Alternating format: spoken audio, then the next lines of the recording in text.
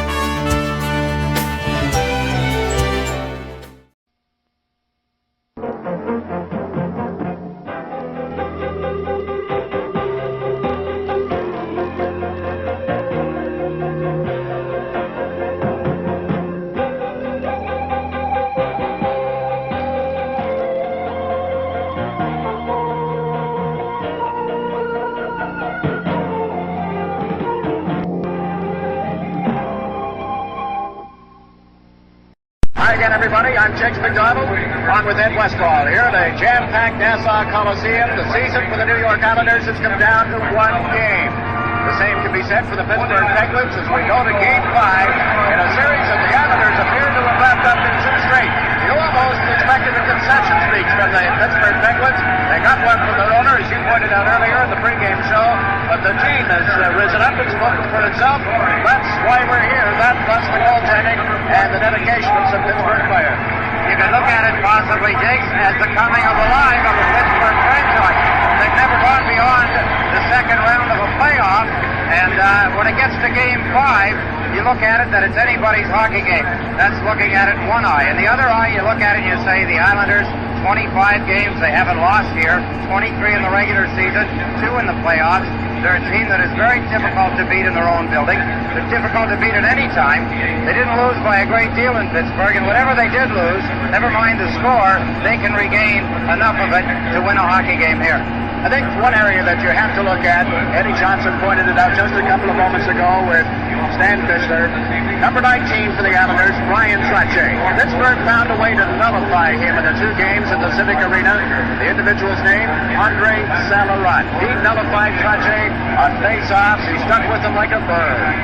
He was a late comer to Pittsburgh. He was a chance start for them. They gambled, took him on waivers. And it's proven out for them, Jakes, because he has a heart. I call it the Islander heart. He knows how to take face-offs. He knows how to check. And the other night, he showed that he can score. I think the other move that Pittsburgh made was the one that was forced out of necessity because of injury. When Greg Malone went out with a hip pointer, they moved McLeish off the left side to center ice. And he played very well for them at that position. For years, Jakes, Rick McLeish has been a great center iceman. He's very difficult in the face-offs also. But the key to Rick McLeish is the fact that he can pass the puck so well to both sides. He doesn't have the speed he used to have. He's got problems with one of his knees, but he still handles and shoots the puck so well. That's a factor because now he opens up a lot of ice that wasn't open before. Now let's take a look at this goaltending matchup for Game 5. That man was a hero in Pittsburgh. He was not a hero in the 2 games here. Now he comes back to the Coliseum. Memories. I would think that he's probably the player of the game so far, Jakes, because even though he got beat so bad here in the Coliseum, he was outstanding. Time after time he made the initial save, but he couldn't handle the rebounds, which was not really his fault. There is a look on him that if you get him moving around, you've got to go low on him and keep things on the ice, get his feet moving, and then you can beat him elsewhere. I haven't seen that so far. The pucks that have beat him have not been clean shots other than Clark Gillies possibly on a couple of occasions. But of most of the shots, I'd say 85% of the shots have come from either screens or rebounds that he cannot control any more than any goaltender can. You expect the Islanders to be bombarding him early like I do? I would think that the Islanders are going to come out onto the ice, Jakes, and set the tone of the game immediately. They're going to play to their ultimate. They have to. They're up against it, and there's no tomorrow if they don't. And they've got too much pride. Now their pride has been injured, much like Pittsburgh's was when we went from here to Pittsburgh. So I think the Islanders are going to bear their teeth, bear down, and put on quite a show here tonight. And for the Islander goaltender, we look to William Smith. And I guess when you come right down to money or clutch goaltending situations, that's the man you would want to have in your goal. There's no question. You look back through the years, and teams that have been successful time after time in Stanley Cup competition have had the best goaltender. In my eyes, Billy Smith is the best goaltender in the National Hockey League. He's proven it over the years. They've won 2 Stanley Cups with him right there. And if they win it again, it'll be because he does the same job this year that he did to the others too. Are you surprised? Let's talk about the other series. Say, fourth-place teams like Quebec Nordiques going into Montreal tonight, like the fourth-place Los Angeles Kings going into Edmonton, fourth-place Pittsburgh here, and one that's already completed, a fourth-place team, Chicago eliminating first-place Minnesota. Are you surprised by that? Sometimes, if you look at one side of the coin, Jake, you can say that you're surprised because 4 should not beat 1 or give 1 that big a problem. But when you look at it the other way, maybe there's something to the fact that teams whip and go hard all season long to end up in first place, and then maybe there's nothing, and to get to the end, there's nothing for them. They've won first place, so what? They get home ice advantage. And maybe that's not enough. Maybe if there was something else to go along with that 80 games and being first, it would give you a little more incentive. I don't buy all of it, but there is certain undermining thoughts to some of it. As far as 1 and 4, we've seen it happen many times. It's not anything new, but it's not as many times as it is in this first round of the playoffs. Now, one final message before we get to tonight's hockey game, and it's a positive note. The Islanders have Bob Nystrom back in their lineup tonight. That, I think, in itself indicates that this is the most important game that the New York Islanders may play in the playoffs this year. In order to stay alive, they've got to win, and Bob Nystrom is a springtime hockey player. He is, Jake. He's a heart and soul type player. He gives it all, and he hurts for the hockey team. Contribute was to happen disastrous to the New York Islanders. He would not want to be sitting in the seats when it happened. He wants to be on the ice. But they don't think of that. Right now, the Islanders are in the dressing room, and they're only thinking of one thing. How are they going to beat Pittsburgh? They know how. Now they have to think about execution. Each player has to think about what he's going to do for his team to help them win. And that's as individuals, and then, of course, collectively, the team is going to be all right. But they have to remember that down in the other dressing room, Pittsburgh is saying the same thing. Well, we've got a crowd, like I said before, a jam-packed Coliseum. You can feel the tension in the air. They're waiting for the arrival of the 2 teams. The officials have been out there skating around for a while. But these folks didn't expect to be here tonight, nor did we. Jigsy, the other thing now you have to think, because both teams are rather late getting out onto the ice. Is there a psych involved? Oh, sure. Al Arbor may be holding his team in the dressing room deliberately. He's got people watching down the hall to see if Pittsburgh has gone out of the dressing room rat. Eddie Johnson might be doing the same thing. You'll see the linesmen now go in the dressing room and whistle both teams onto the ice and bring them out. So far, neither one has arrived. Well, we'll see if we can't get you back for...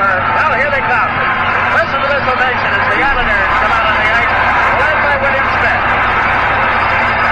So Pittsburgh will be second out. Michel Dion coming up for them.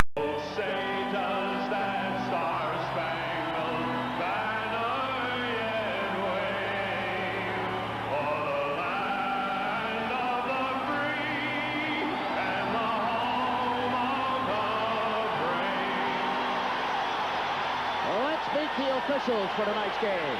The game is now squarely in the hands of referee Bruce Hood.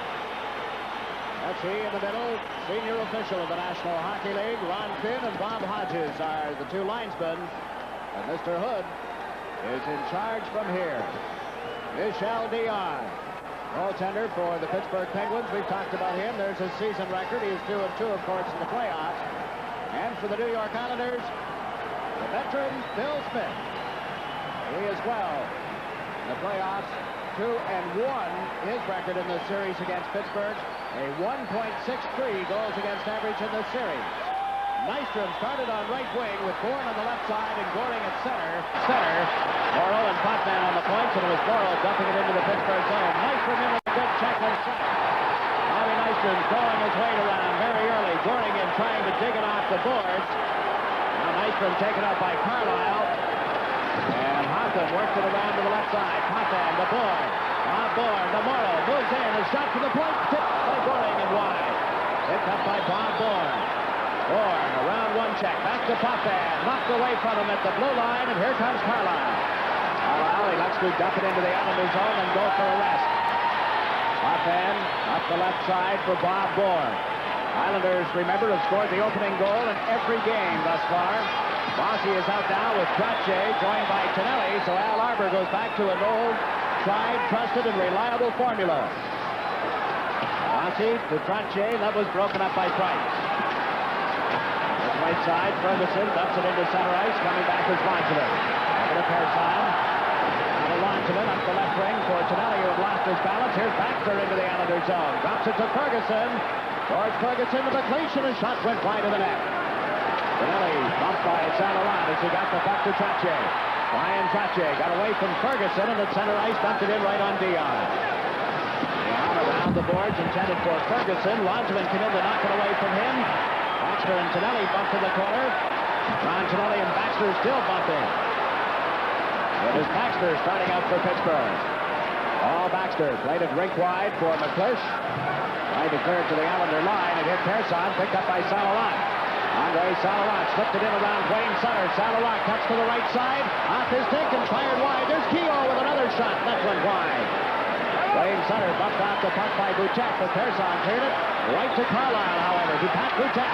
Boutet unable to center it. Smith out of the net. Plays it around the boards. In comes Hotham. Hotham to Keogh. It's centered in front. Picked off and cleared by Langevin to Persson, and he dumps it down the ice.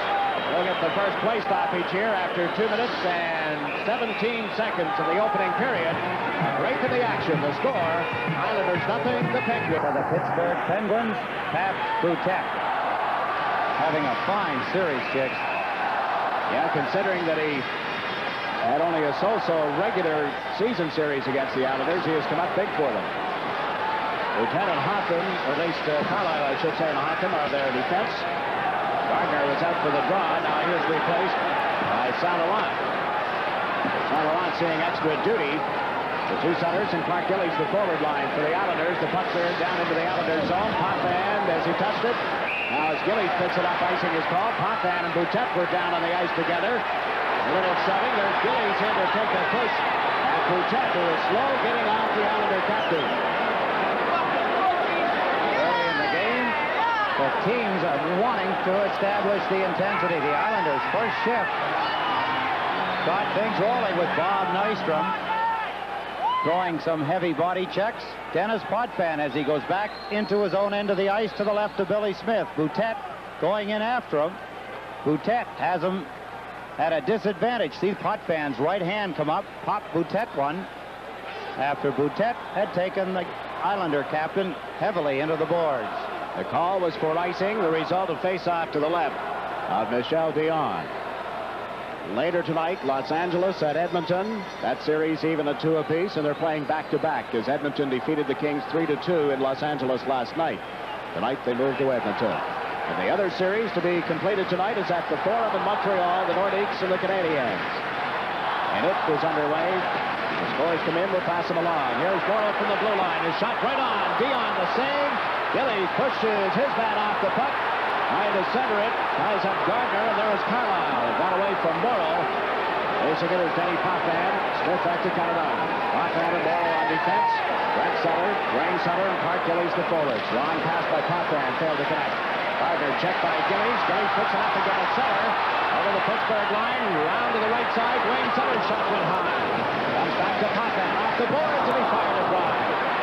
Morrow will pick it up at center ice. Boutet chasing him. Morrow over to Denny Potvin. Potvin floated away from Boutet. Slipped it into center ice to Goring. Jacking in around Hoffman. Bourne comes in to pick out. Bob Bourne and Price go to the boards. Bourne got it to Goring. Hoffman takes him off the puck. There's Bullard. Greg Bullard, number 22. Greg White. Mike Bullard centering it. Goes to Bob Bourne. To Nystrom. Nystrom, Bourne, and Goring move into center ice. 3 Penguins back. Nystrom over the line. Trying to come in around Baxter. Nystrom back to the net. Checked by Pat Price.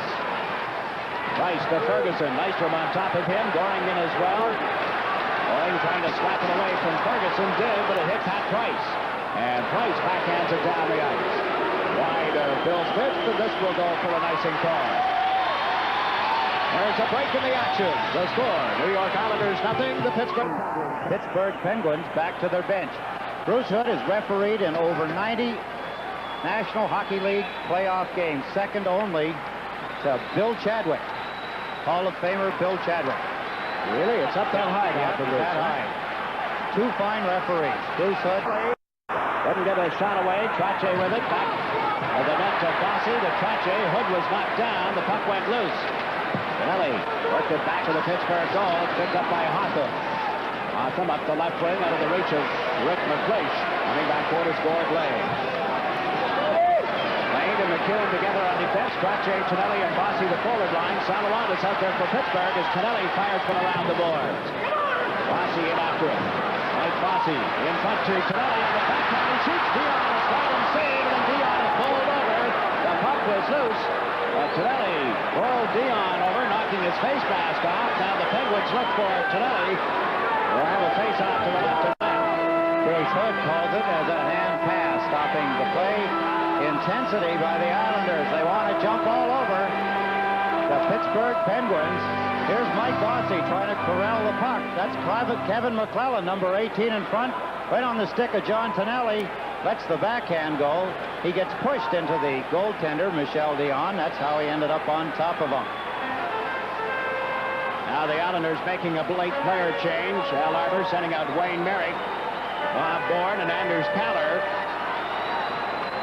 The first two games here at the Nassau Coliseum, the off-ice officials were from the Hartford Whalers. Tonight they're from Madison Square Garden. These gentlemen worked the two games in Pittsburgh on the weekend.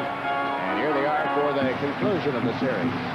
Wayne Merrick has had an excellent play on 3 goals against Pittsburgh.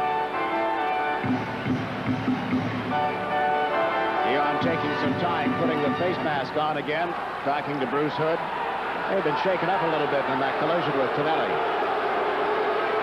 Get disoriented easily when you're in the position of staring at the puck, making a move on it. And one of your defensemen, in this case, shoves an opposing player in on top of you. 4:48 gone in the opening period. Merrick on the face-off. Saint-Laurent for Pittsburgh.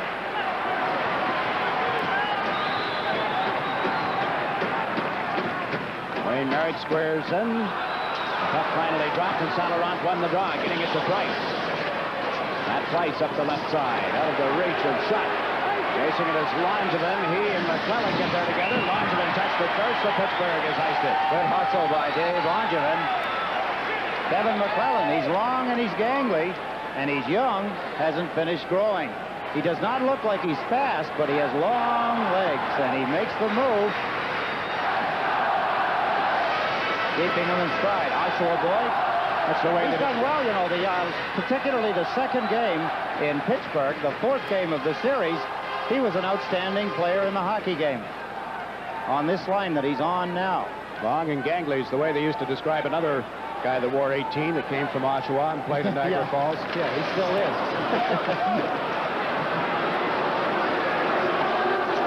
That Price chased back to the goal by Bourne. Price got it around to Baxter. Oh, Baxter, rink wide out of the reach of Saint-Laurent. It's picked up by Pearson. The Bourne over the Pittsburgh line. Here's Paller coming in off right wing in front to Bourne, and it was broken up by Baxter. Baxter checked. Saint-Laurent got it to Pearson from the blue line. His shot was deflected. Bourne tied up at the side of the goal, and Paul Baxter is going to draw his first minor penalty of this series. It's going to be a holding penalty. Paul Baxter. A break in the action. Here at the Coliseum, there is. When one presents itself, take advantage. Step on Pearson, check. Here's the penalty right there, a holding penalty. Baxter on Bob Bourne. Can the Islanders take advantage with the power play? They're operating at 20%, well below their season's average here in the playoffs. 3 goals on 15 chances. They got the draw, and it's Pearson giving it to Bossy. Mike Bossy. In on the right side, Bossy around Carlisle center, picked up by Dion, the puck loose, and Boutet chases it. At Boutet, hooked by Trache, and the power play is gone. Trache will go to the box, they're calling it holding. The power play nullified. Brian Trache is going to get the gate as he catches Pat Boutin coming out of his own end. Trache reaches out, grabs a hold. There you are with his left hand, pulls him down, gets a penalty. The Islanders lose their opportunity. Speaking of the Islanders' power play, Jigs, it's 2 for 10 here at the Coliseum for 20%, 1 for 5 at Pittsburgh for the same 20%. And the Penguins are 2 for 10 here for 20, but they're only 1 for 11 in their own building for 9%. 1 for 11? 1 for 11 in Pittsburgh. How can that be? They got 2 power play goals there the other night. That's what our stat guys gave us. Haven't they got a total of 3? Yeah. Power play goals? 2 for 10 and 1 for 11.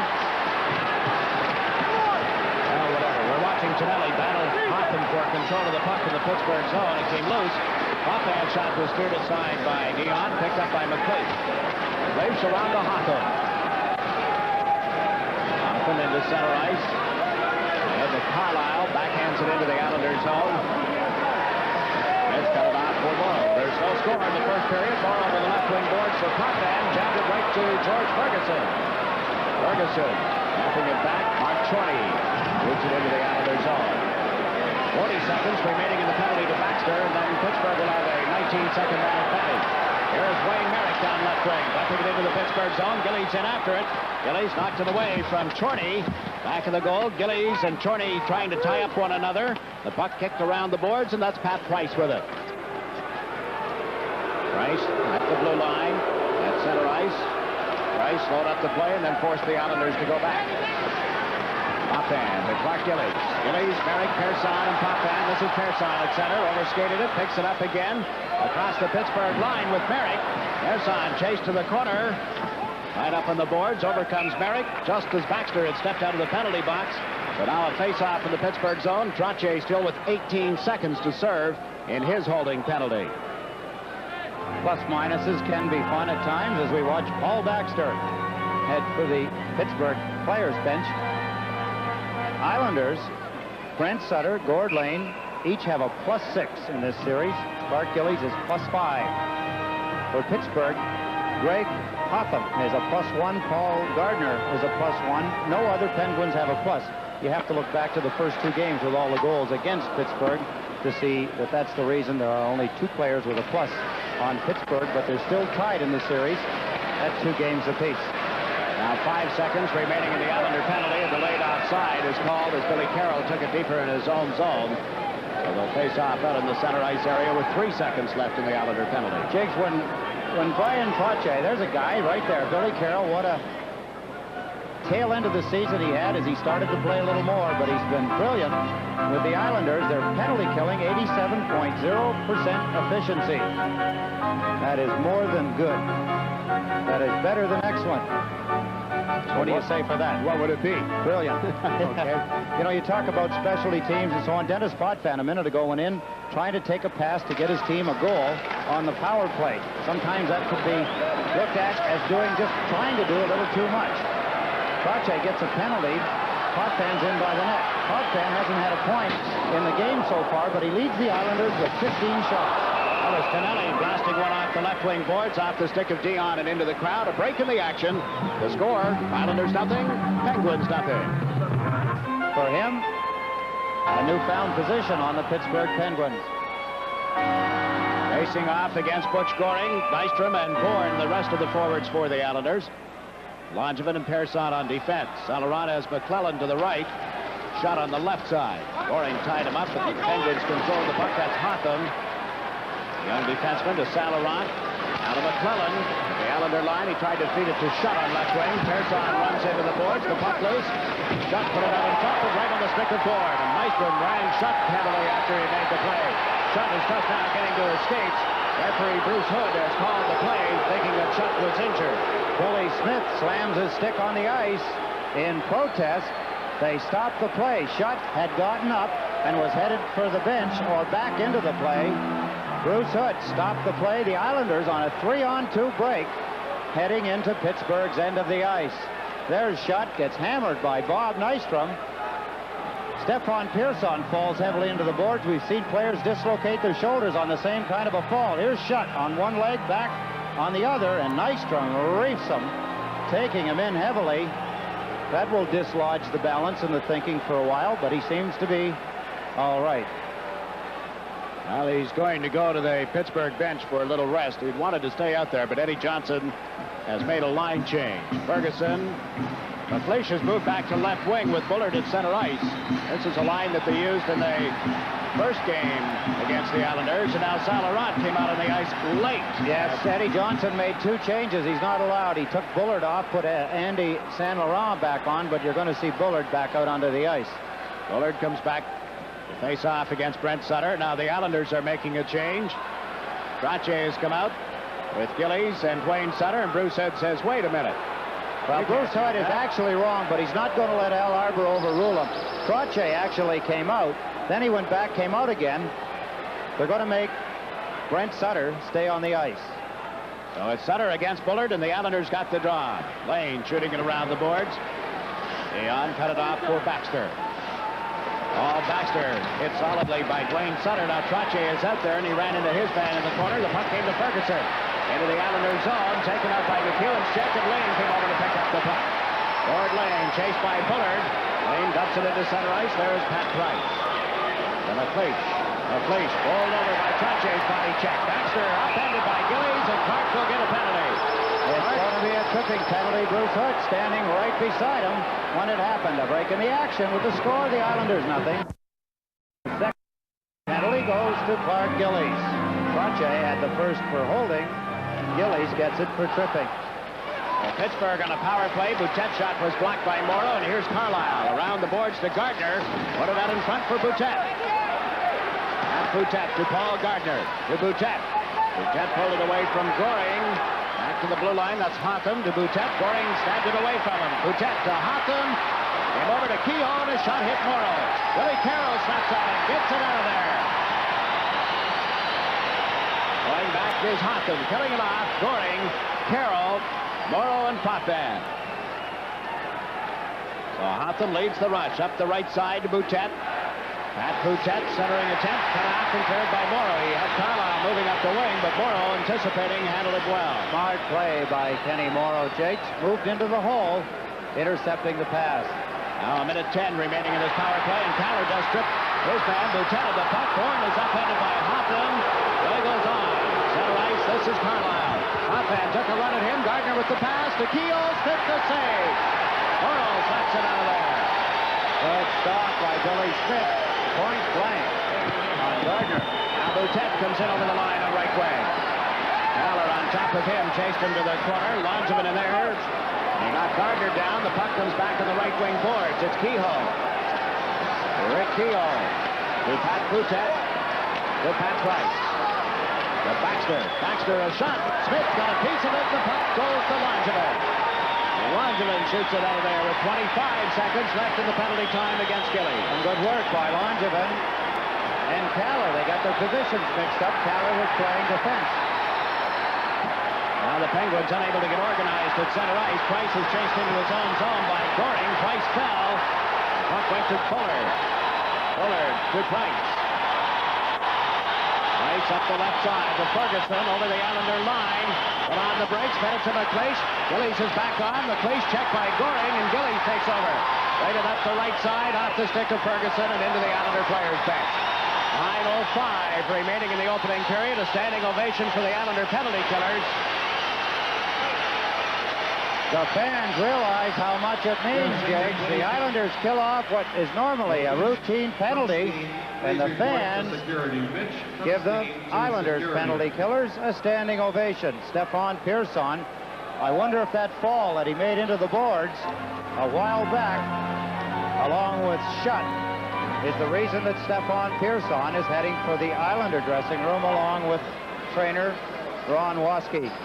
You hit it right on the head. He went with the trainer, not the equipment man, so it appears to be something in the nature of an injury. Look into the seats and see where Dr. Jeff Minkoff is sitting. That'll be another signal. Now Hotham is into the Islander zone, right into the check of McEwen. The puck loose. Smith poked it into the corner. Mike McEwen with it. McEwen to Bossy, off his stick. Bossy outraces Carlisle, down the right wing. Bossy winds up, he shoots. Dion the save. Lane with the rebound, and that's run off Dion. Now Tonelli out in front. Bossy couldn't get a shot away. Salarant feeds it up left wing for Shutt. Shutt back to Carlisle. Carlisle getting away from Tonelli. Laid it off McClellan's stick at the Islander line. McEwen unable to clear it out on the first attempt. Carries it out on the second. Gave it to Tonelli up the right side. Brian Trottier chasing it. Trottier to McEwen. Poke checked away by Baxter. Now Shutt moved over, and the puck went straight up in the air. Picked up by Baxter as it hit the ice, and Baxter is upended, and the Islanders have been short-handed. Brian Trottier, once the Islanders get control of the puck, Trottier will go to the penalty box. But Pittsburgh comes out to center. McClellan just dumped it in. Morrow takes over, and the whistle sounds. The penalty here will give Pittsburgh a 6-against-5 situation with a break in the action. There is no score between the Islanders and the Pittsburgh Penguins. Skates gets a tripping penalty, and Pittsburgh get another power play opportunity. 3 penalties in a row for the Islanders. Scoring on the draw. Billy Carroll, the other forward. Potvin and Morrow on defense. Out of movement. Puck finally dropped. Islanders got the draw, and Potvin backhanded it down into the Pittsburgh zone. Another good indication, Jiggs, as to the importance of face-offs in your own end of the ice. Kehoe starts the rush. The pass to Hotham. Hotham at center ice, left side to Carlisle. Carlisle chased deep by Morrow. Carlisle came off the boards, gave it to Hotham. Hotham a centering attempt, and it was tipped by Evgeny Potvin. At Boutet. On to Gardner. To the blue line, here is Hotham. Hotham in front to Boutet. Had trouble handling it, now drops it back. That's Kehoe. Into Pat Boutet. Let it go back to the goal. Carlisle chases it. Billy Carroll steps into Carlisle. Off the boards, it's Hotham with it to Gardner. To Carlisle. Carlisle gave it to Gardner. Smith tried to knock it away from him. It comes up the right boards. Picked up by Kehoe to Pat Boutet. A minute to go in this power play. Boutet tries to get some motion going. Gave it to Gardner. Back to Boutet. Boutet shoots one. Smith the stick hand save. Here's Carlisle at the left point. Carlisle to Kehoe. Into Pat Boutet. Boutet centers. A shot kicked out by Smith as Hotham turned in front of the goal, and now Kenny Morrow picks it up and backs it off the boards down into the Pittsburgh zone. And good penalty killing by the Islanders again, Jake. Taking the man when they can without taking themselves out of the play. Now the Penguins trying to come out. The puck deflected off George Ferguson and into the crowd. So they're going to face off in the Pittsburgh territory, just inside the circle to the left of Michel Dion. We have 25 seconds remaining in the penalty time against Trottier. 6:27 remaining in this opening period. If best-of-5 series run true to form, since they were initiated in 1980, 3 series prior to this year have gone to the 5th game. The home team has won every one. And no team, since this preliminary series has been organized a couple of years ago, no team has ever lost the first 2 games and come back to win the series. Bullard at the Islander line, went in offside, got a little extra push from Gord Lane after the whistle. 12 seconds remaining in the Pittsburgh power play. A little memory jogger. Boston beat Pittsburgh April 14th, 1980 with a 6-2 score to win the 5th game.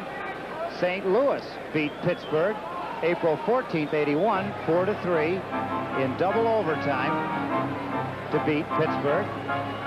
And Philadelphia beat Quebec April 14th, 81, also a 5-2 score. I saw that St. Louis, in fact, worked that St. Louis-Pittsburgh game. I think I mentioned it the other night. It was one of the real fine hockey games.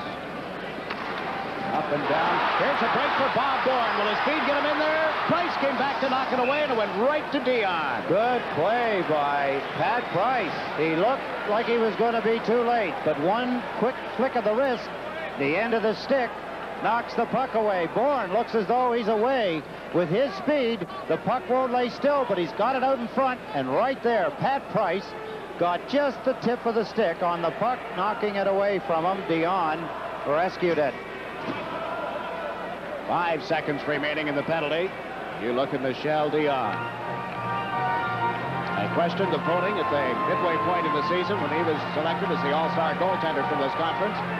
He has shown us in recent games just why he garnered as many votes as he did.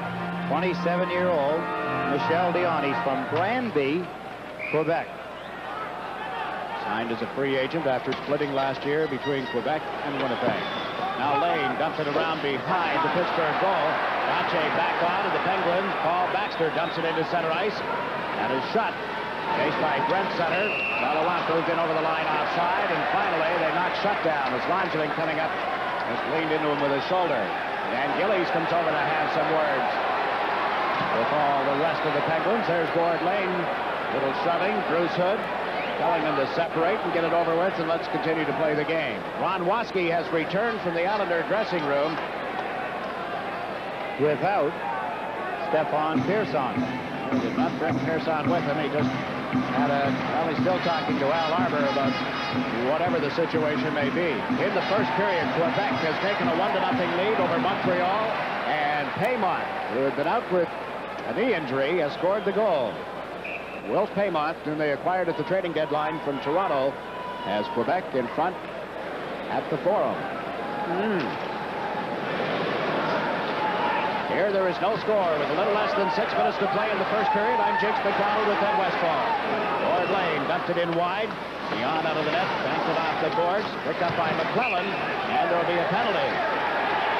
Interference penalty against Baxter. All of a sudden, Baxter runs into a penalty, his second of the game. Wayne Sutter moved in, hadn't touched the puck. Nor was he the last man to have touched the puck, and Baxter. An interference called by the look of the signal from referee Bruce Hood. I did not see that. Maybe we'll have another look at it. Baxter gets called for his second penalty of the hockey game. He had the first penalty of the game at 5:27 for holding. Is that Terry Crisp sitting down behind the penalty box? That's not, I know, but it's... You mean the red bushy hair? That was your first clue. I can see it from right here. It would look a great deal and does. One of the original Islanders, Terry Crisp. I think he was an original Islander. He was drafted. We'll watch an Islander power play, but it went a miss. McEwen's pass intercepted and cleared by Salarot. McEwen and Potvin on the points. Trache, Bossy, and Tonelli up front. It's Potvin lunging it out of his own zone. Danny Potvin shoots it around the boards. Trache in after it. It came off the boards and into the mesh. Back to the net. Controlled by Trache. Trache out in front. Potvin closed in and Dion robbed him. Close call. Potvin gets a pass from Trache. Dion stops it. Now Bossy pulls it back offside at the Pittsburgh at the Islander blue line. A minute 26 left in this penalty. That play, Jakes. That play of Dennis Potvin's, he just gets in too close. Potvin rips the puck in, around onto the back of the net. Bossy with good speed in, knocks it away. Now Trache comes out. If he could have got the puck a little sooner to Potvin, you see he's in so close, a little further out he'd have had more net to shoot at. Dion makes the save. Trache won the draw here, getting it to Tonelli. Now McEwen has fed it to Potvin. Potvin at center ice, again dumps it in. Dion came out to meet it, couldn't get there. Trache goes back to the net. Tied up by Carlisle. Bossy with it. Bossy back to Potvin. Eddie Potvin to John Tonelli to Bossy. Shoots Dion the save. The rebound. He got a piece of that and covers up. What a save by Dion. Someone else is Carlisle trying to keep Trache away from the goal. And Dion has made the save of the game. On a power play, here's Trache. How hard he's been working, trying to get things going. Carlisle, the same for his team. Bossy passes. Potvin is off balance, wheels into the skates. Tonelli, there's the shot. Look at that. 8 times out of 10, the first shot by Bossy, or the rebound by Trache, would be in the net. Not to be with Dion. He's hot again tonight. 1 minute and 4 seconds left in the penalty time to Baxter. Trache facing off against Boutet. Boutet ties up Ryan Trache. Tonelli tied up by Carlisle, and here's Salarant with it. Andre Salarant to the Islander line. McEwen runs into him. Backboard is John Tonelli. A rolling puck. Tonelli has to turn to get away from Boutet. Boutet steals it back to the goal, and Smith knocked it off his stick. Good check by Billy Smith. Boutet was heading for the front of the net with no Islanders around. Denny Potvin at center ice flipped it between the defense. Ferguson got back to give it to Boutet, and he'll force the Islanders back into their own zone. Talk about doing the things you don't usually do all season long. I've never seen an Islander do that, Jigs, and here they are on a power play trying to give a soft pass at Pittsburgh's blue line. Now Bossy moves in. A slap shot went off Chorney. Bossy plays it around the boards. It's McEwen on the left point. In deep to Butch Goring. Goring turned away from one check. Now tries to come in around Price out in front of the net. Back to Potvin. Dennis and Mike Bossy. Bossy to Goring at the side of the goal. Goring trying to set up somebody. Comes back to Potvin. His drive. Beyond the save. Bossy the rebound. That was blocked by Chorney. Chorney snaps it off the boards. The teams are at 6 aside as Potvin comes back to pick it up. Potvin to McEwen. McEwen drives one around the boards in the Pittsburgh zone. McLeish couldn't take it. Here's playing center. He's checked by McLeish. Rick McLeish out into center ice for Kehoe. Rick Kehoe checked in turn by Gillies. Mark Gillies dumps it into the Pittsburgh zone right to Michel Dion. That's it for Carlisle. Randy Carlisle ahead to Bullard off his stick. It's cleared back by Morrow. Now Bullard having trouble with it again. Played it on Bourne out into center ice. Baxter left it to Kehoe for Bullard. Bullard over the line to Kehoe, and he was checked by Morrow. Now Bourne breaks up. 3 men back for Pittsburgh as Merrick moves up, takes Bourne's pass, and that is offside at the Pittsburgh blue line with 2 minutes and 50 seconds left in the period. Tension has got to mount, particularly on the side of the Islanders. The longer the game goes, Jigs, with Pittsburgh within 1 goal of the Islanders, the tougher it gets for them. We've had a total of 5 penalties, 3 to the Islanders, 2 against the Penguins. No score in this period. Dion has come up big. Another, did you know? Did you realize that Glenn Resch was in the nets every time the Islanders were eliminated in a playoff game?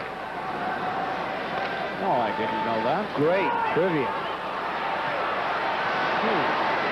Malcolm unable to come off the boards in his own zone. Merrick gave it to Nystrom. He couldn't control it. It's stolen by Bourne. Over to Nystrom. Nystrom a drive. Dion the save. Bourne the rebound. Good stop by Dion. Here's Nystrom again. There'll be a Pittsburgh penalty coming up. Bourne a backhander hit the post. Dion dives on top of it and play is called. But we'll get a hooking penalty against the Pittsburgh Penguins. It's that kind of pressure, Jigs, that the Islanders have to put on Pittsburgh. That drives them to making mistakes and taking penalties. Great pressure as we see Merrick, Nystrom, Bourne is in front of the net as they try to get a hold of the puck right there, intercepted by Bob Bourne. And the pressure begins. Shot. Nystrom. Another shot. Bourne. Another shot. Well, we're coming. It's coming. There it is. Right here. Bobby Bourne, a backhand shot. As Dion does tricks to keep the puck out of the net. Kehoe, number 17, has taken a hooking penalty. 17:36 the time. The Islanders have Trottier, Bossy, and Gillies as the forward line.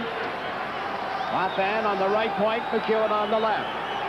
Baxter took the first penalty of the game. Then the Islanders took 3 in a row, and now Baxter and Kehoe have taken penalties for Pittsburgh. And it was Baxter clearing the puck with Price at Boutet.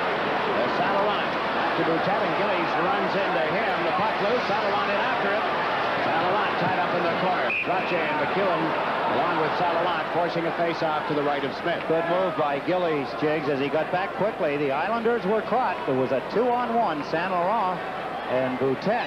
As they broke away, Gillies, using his speed, got back to help break up the 2-on-1 advantage. Here they break out. There's Saint-Laurent, Boutet. Look at Gillies. You see his feet coming into play right there. Pat Boutet. Trottier won the draw from Boutet. Potvin over to McEwen. Now back to Denny Potvin.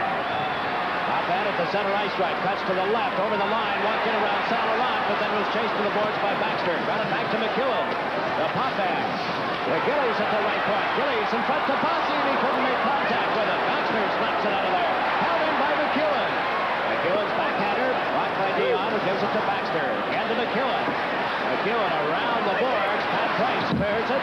Pat Potvin races to the blue line. Got it into the corner. Trache in front to Bossy. Back to Trache. Trache race to the corner by Price. And away from the check. Gave the puck to Potvin. Potvin to McEwen. McEwen a drive. Kicked out by Dion. And it bounces out into center ice with less than a minute remaining in the penalty to Kehoe. It's all the little things, Jake. You see the shot by McEwen with nobody in front of the net. Dion made the save easily. Now Tonelli tied up on the boards by Carlisle. It comes back to Potvin. Over to McEwen. McEwen, and his shot was deflected. Tonelli tipped it wide. Rossi from back of the goal. Knocked out the puck by Carlisle, but Tonelli got it to Potvin. Potvin's shot to a screen was wide. Trache had been belted to the ice in front of the Pittsburgh goal. Bossy in the corner now. Back to the net to Trache. Stepped into Carlisle.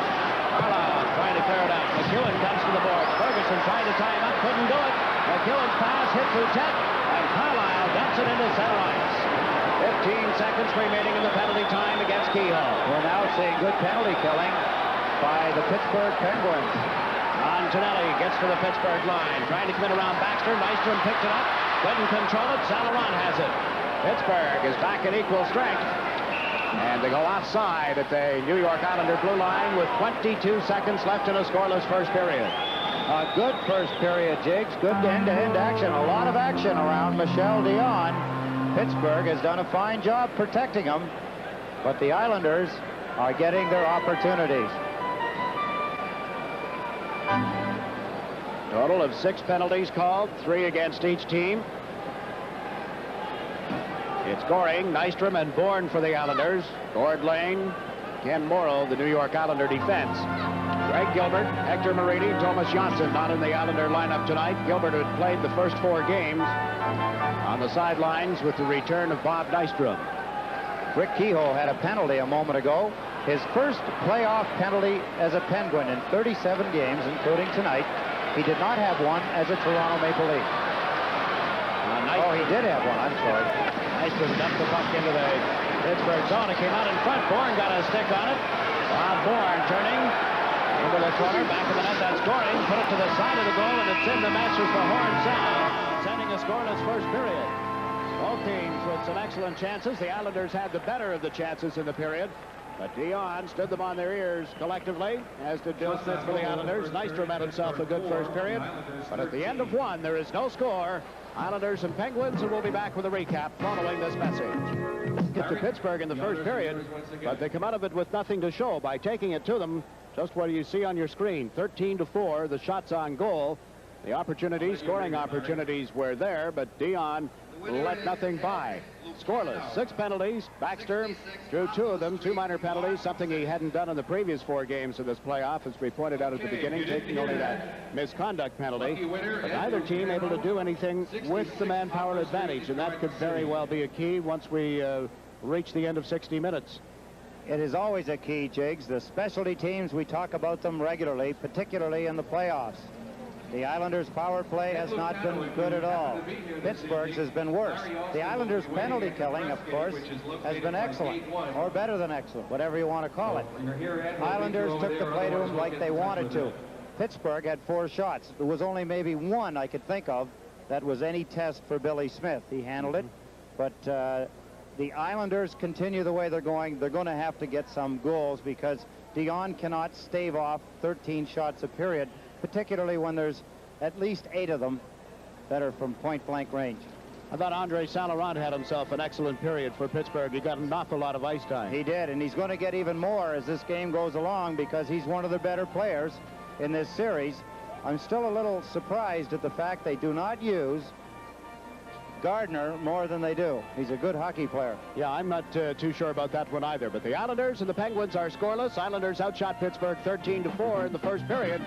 And in just a moment, we'll be going to the studio where Stan Fischler is standing by with the former New York Islander and now star of this Pittsburgh team, Andre Saint-Laurent. Coliseum at the end of a pulsating first period. We have no score between the Islanders and the Pittsburgh Penguins. This is the decisive game of the opening round. And the man to my right, he's not the tallest man in the world, but he has been a giant for the Pittsburgh Penguins. Andre Ace Saint-Laurent, you have been absolutely phenomenal, more than a thorn in the Islanders' side. And yet early in the season, You were a forgotten man, and now everybody's talking about you. You must feel sensational. Well, it's nice to be playing in the NHL, and I'm glad that the Penguins gave me a chance to play, and I'm just trying to do the best I can to help my team win the first round here. Andre, you've obviously had some instructions how to play Brian Trottier. You've known him from playing here with the Islanders. Generally speaking, how do you strategy against him? Well, the coach is trying to get me out against him as much as he can. I have to pick him up as much as I can in our end, but I think the secret was for the last 2 games that we played him in their end mostly. I didn't have to check him too close because my 2 wingers worked really hard in the Islander zone, and it was a big key because from that end there, it's hard for them to get some goals. Psychologically speaking, your team was down 2-0. Just about everybody had written you off, including the owner of the Pittsburgh Penguins, Mr. De Bartolo, when he declared that he wasn't going to show up for that 3rd game, the first one at home for you. How did the guys feel? Well, it was something that, you know, we couldn't do anything about, but it didn't do too much to us. All we knew at the time that it didn't matter what anybody said or what anybody did. It's what we did out in the ice that counted, and we made up our minds that we'd work as hard as we could to win the next 2 games, and we have. I was told by a Pittsburgh writer, Andre, that the club decided to win it for 2 people, or 2 groups, the Pittsburgh fans and for Coach Eddie Johnston. Is that the feeling? Well, yeah, definitely. All the players really enjoy the way the management is. Eddie Johnston and our assistant coach are doing a good job, and we want to do it for them, but we also want to do it for us. And the fans were tremendous. They showed up for those 2 games, and they gave us a lot of support. Fans in Pittsburgh gave the club a standing ovation several times at the Civic Arena in Pittsburgh, and I am told that that was as much a catalyst for the Penguins as anything, including the message from Mr. De Bartolo of the Pittsburgh Penguins. We'll be back with Andre Saint-Laurent, the star of the Penguins, in just a moment. Here at Nassau Coliseum, no score at the end of the first period, and my guest is Andre Saint-Laurent, who has been more than superlative for the Pittsburgh Penguins. And Andre, you know a lot of the Islanders. Pat Price, of course, played with the team. That knowledge has to have helped you in this series.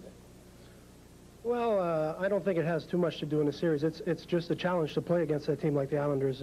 They've won 2 Stanley Cups in a row, and I don't think being friends with them has nothing to do with what we do out on the ice. We're friends off the ice. On the ice, it's a totally different thing. Did the fact that the Islanders had taken their luggage with them to the rink, a story that's been going around in Pittsburgh, have any effect on you guys? Well, I don't know. It might have had an effect on some of the players, but like I said, we were getting ready for that 3rd game. We had to win it. It didn't matter if they bring their luggage or not. For us, it was a must game, and we just worked as hard as we could to win it. You've seen a lot of good goaltenders in your time. Michel Dion has to be one of the best. Well, Michel, he was at the All-Star game. I didn't see him for the first part of the season, but must have played tremendous, and he's been the backbone on our squad for the playoff games. He's been playing really well, and we just hope we can take it for 2 more periods. Andre Saint-Laurent, what is your impression so far of the game? We have had 1 period, no score. Well, it's been a pretty close game. The Islanders are taking it to us a little bit, but we're cautious. We're trying to get the puck out as much as we can so that we don't make too many mistakes. When you're out of your zone, you can make mistakes, but they don't cost too much. When you're in your own end and you make too many mistakes, that's where it costs you a game. We'll be back with Andre Saint-Laurent in just a moment. At the end of the first period, and Andre Saint-Laurent was, in a sense, restored to life as a hockey player by Eddie Johnston of the Pittsburgh Penguins. He was not being used by the L.A. Kings, and there must have been a pretty low period in L.A. for you. I'm sure you never dreamed that you'd be right now the center of attention. Well, no, not this season, not at all. I started off in the American League, and L.A. was having trouble, and they brought me up, and I played pretty well, but then I had some more trouble with my back, and I was in the hospital for 2 weeks in traction, and when I came back, well, they kind of had a different lineup, and they had just decided to put me through waivers, and like I said, Pittsburgh picked me up. Andre, time and again, people have said that you have been underestimated throughout your career, and we're seeing a perfect example of it tonight and have during this series. Why is that? Well, I have no idea. I can't say anything about that. All I can say is that, I'm just trying to do my best right now and help my team win the cup. Okay, now what do you think is going to happen in terms of strategy in the second period? We have no score in this Stanley Cup game, the decisive game. What do you think the strategy is going to be? Well, I don't know. We're just going to do our best to play in their zone as much as possible. You know, the Islanders have a tremendous team, and they have a lot of scoring power. And you got to really cover all their lines because most of those players can put it in the net. The feeling has been that the Penguins are relaxed, loose. Nobody expected your club to go this far. Is that the case? Well, we've been relaxed through the last, I'd say, month of the season. Eddie has let us relax a little bit and enjoy the game and play as good as we could. And we had a little trouble the 2 first games. We didn't play that well. So that was over with. We just decided we'll just work a little harder, but try not to build too much tension and just do our best out in the ice, really. Last question. On the strategy, you versus Brian Trottier, how do you manage to get on the ice against him so often, even here at the Coliseum? Well, all their centers know that if Brian comes out there, their main thing to do is as soon as the puck's out of our end is come to the bench so I can get out there. And you've done it very well. The man on my right, they call him Ace. He has been an ace for the Pittsburgh Penguins. Andre Saint-Laurent, who gave a lot of good service to the New York Islanders, and now he's giving the Islanders a lot of headache. We have no score at the end of the first period. We'll be back with more in just a moment. Be over to see you. Gang at the Salty Dog in Sag Harbor better look out, that Eddie Burke. Are they? They're not charging. Listen, rumor has it now. I don't know that they do something like that, but... And taping it, too? And I don't know. Maybe it's going to... We'll find out for sure, but there's a strong rumor around the Coliseum. My spies. Okay, our group is on its way, then. They'll get you. The hit gang. They're a happy hit gang. Highlights here in the first period. We have some highlights of the first period. Let's see what they are. That is Rick Kehoe. He's a right winger. He scored the overtime goal for Pittsburgh in the first game. That's Pat Boutet as they move the puck around. Pat Price. That's Bruce Hood. Here's a shot. Billy Smith has a good beat on it. Makes the save, but he doesn't hang on to the puck. Langevin lugs it out. Bobby Bourne wins a faceoff. I think this is the one where Bob Bourne gets a breakaway. Pat Price is going to make the move right here, keeping Bourne from a breakaway. If he misses right there, you see how close that. If he misses with that, Bourne is in all alone. Price had committed himself. He was off balance. He would have never caught Bourne. He wouldn't catch him anyway. Dion smothers the puck, hauls it in. So we've seen a play at both ends of the ice. Brian Trottier, Randy Carlyle. Trottier has worked hard all period as Bossy moves the puck. Blue line, Potvin, the reason he couldn't shoot, he was off balance trying to get to it. Tonelli, there's the save of the game. John Tonelli, or that's Tonelli to Bossy. Trottier on the rebound, not to be. Dion stands firm, does not relinquish. Pittsburgh played most of the period in their own end of the ice. 13-4 the shots. That tells you something. We'll be back. Oh, I'm sorry. I was just going to say Islanders played the last half of the period without Stefan Persson. We have no report on an injury or what may have happened to him, so we'll see if he returns for the second period. We will, Jigs, and we'll be back for the start of the second period in just a moment. I would not be at all surprised if a left shoulder injury was the reason Stefan did not return. In the Sports Channel Stanley Cup scoreboard, or I should say on the Sports Channel Stanley Cup scoreboard, Game 5 at Montreal. Quebec 2, Montreal no score. Oh my. The winner of that series will play the Boston Bruins. 2-0. If Quebec wins the series, Game 1 will be in Boston on Thursday. If Montreal wins, it'll be in Montreal. 2-0, Quebec. And here, scoreless between the New York Islanders and the Pittsburgh Penguins as referee Bruce Hood talks with linesman Ron Finn, checks with the goal judges at either end of the ice, with the penalty timekeeper and the man who runs the clock. And we are set for period 2. Islanders outshot Pittsburgh 13-4 in the first period. Neither team able to score. Butch Goring centers for Bob Bourne and Bob Nystrom. Andre Saint-Laurent will take the face-off. McClellan to his right, Shutt to his left. Islander defense is Morrow and Potvin. And the puck comes back to the Pittsburgh zone, picked up by Carlyle. Randy Carlyle, a weak pass, but he still managed to get it into center ice. That's Bob Bourne with it. To Goring. Goring had trouble pulling it around Saint-Laurent, cleared it out over the line. It hit shot.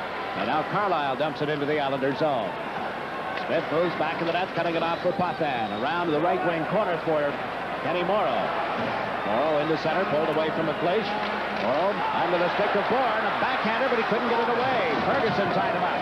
Now Ferguson lost it to Morrow, who shot up in the air, knocked down, Goring there, but he couldn't make contact. It's Goring. Around the boards, chasing it is Bourne. Now Bourne put it out in front, picked off by McLeish. McLeish up on the left side, the Bullard, he was checked by Morrow. Morrow, the nice perimeter shot went wide. There is Hoffman for Pittsburgh. Hoffman clears it out into center. Off the skate, offside as well at the Pittsburgh blue line.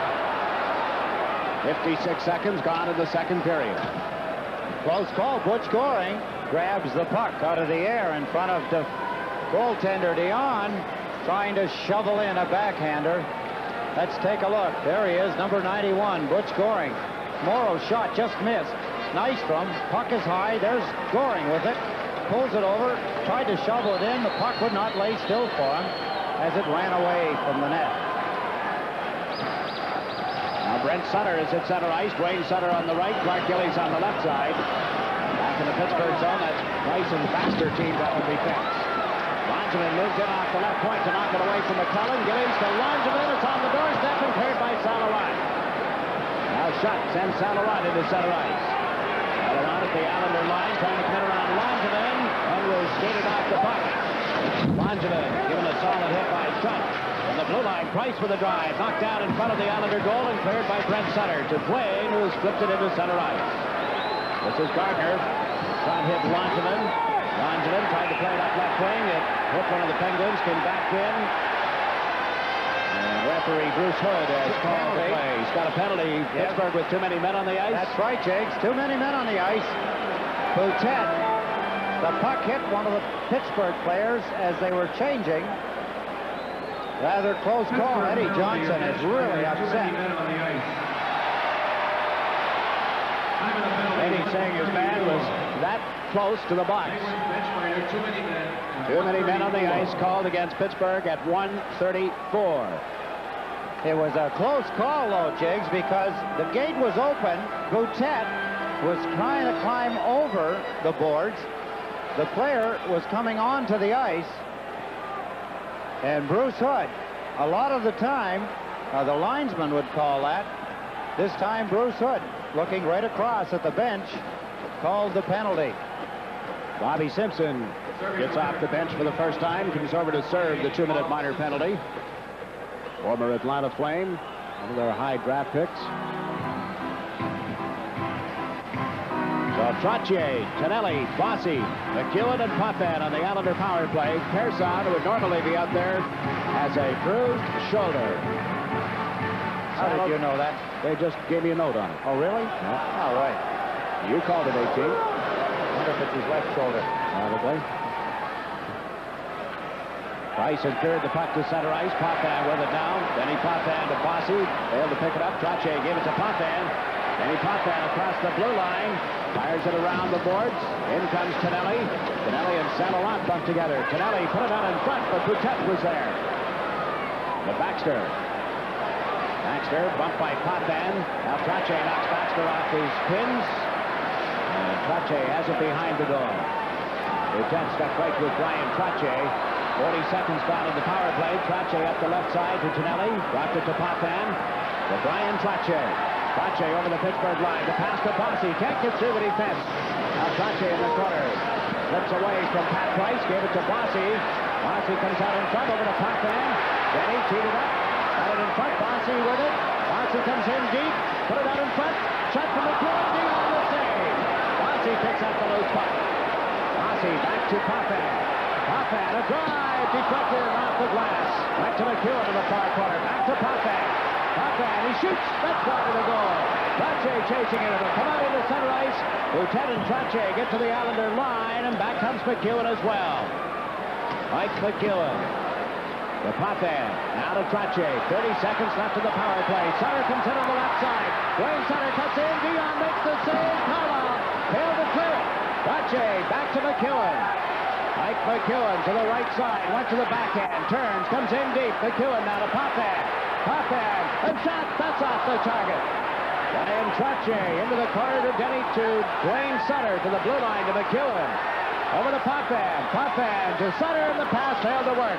Sutter back to the goal is checked by Hoffman. Came out in front. There's Trottier. He shoots on the doorstep. They bang at it. Teams are at 6 aside. And the Penguins moving up to Simpson. 2-on-1 with Ferguson. Simpson a drive. Smith the save. Brent Sutter picks up the loose puck. Sutter around the boards to Denny Potvin. Potvin at the blue line. Into center ice.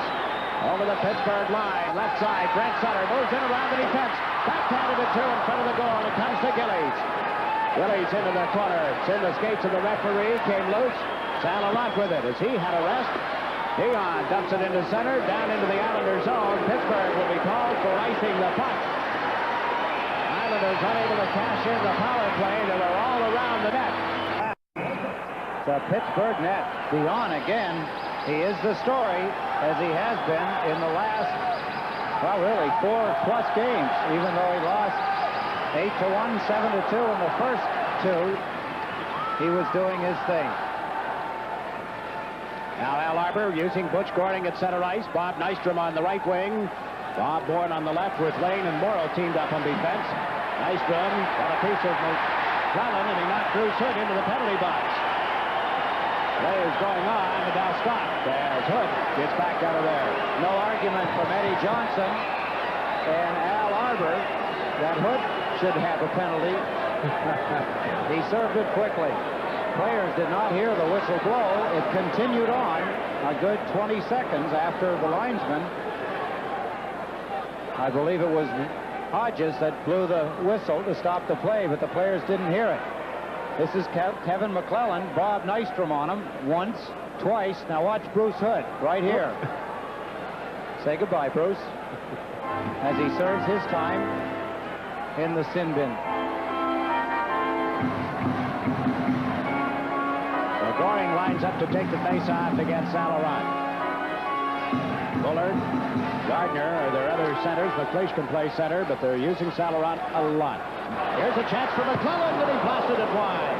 Back to the left point, it's Pat Price around the boards. Ward Lane and McClellan butt together. Bourne picks up the puck. Got it out of the reach of Goring. Nystrom chases it at center into the Pittsburgh zone. Price gets back. Pat Price around the boards, right to Bourne. Bob Bourne into Nystrom. Put it out in front, cleared aside by Dion. Here's Nystrom again. Nystrom can't get it to Goring. Saint-Laurent clears it out into center.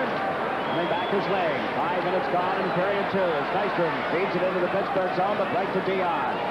Up to McClellan. Lane knocks him down. Shutt has the control. Shot across the line. His shot went off Kenny Morrow. Smith leads it back to the net. Now plays it up the right side for Bob Nystrom. For Butch Goring, unable to control it. Here's Nystrom with it again.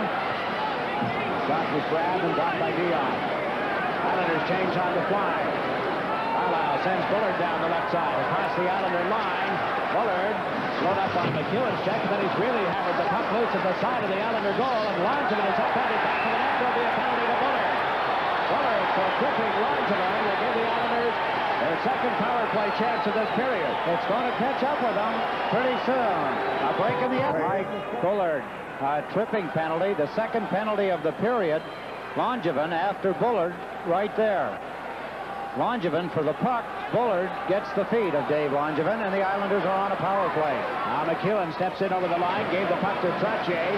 Back to Bossy. Gillies goes in front of the net. Bossy couldn't get the puck to him. Mike Bossy back to McEwen. Into Bossy, turn, shoots beyond the stick save. It's cleared, but not out. McEwen gives it to Potvin. Potvin, the pass to McEwen, but now a whistle. Gillies and Carlisle with their sticks up in the air in front of the Pittsburgh goal. And then Boutet comes over to challenge Gillies. The linesmen, Finn and Hodges, get between them. And they'll both go to the box. Both Carlisle and Gillies, that is. Expensive for the Islanders and Gillies, but it's also expensive. Randy Carlisle, guilty in the first 2 games of inept play, came back to his game in game 3 and 4. Takes a lot of ice time. Goes off with Clark Gillies. 4 against 3 now for the Islanders. Has to be a slight edge again for the Islanders. 5 against 4. One thing, 4 against 3 is just an added advantage. A little more ice to work with. At 6:02. Well, it shouldn't be. You get more chances to shoot, Jakes, and the reason is because now instead of a box, the defending team has to go to a triangle. Oh, I see, yeah, coincidental penalty. I'm sorry, lost my head again. Well, there's 2 pages in the rule book. Trache, a backhander, couldn't get it away, and they can't get it onto the stick of Potvin. It was there, but then he couldn't take the puck. Potvin to Trache.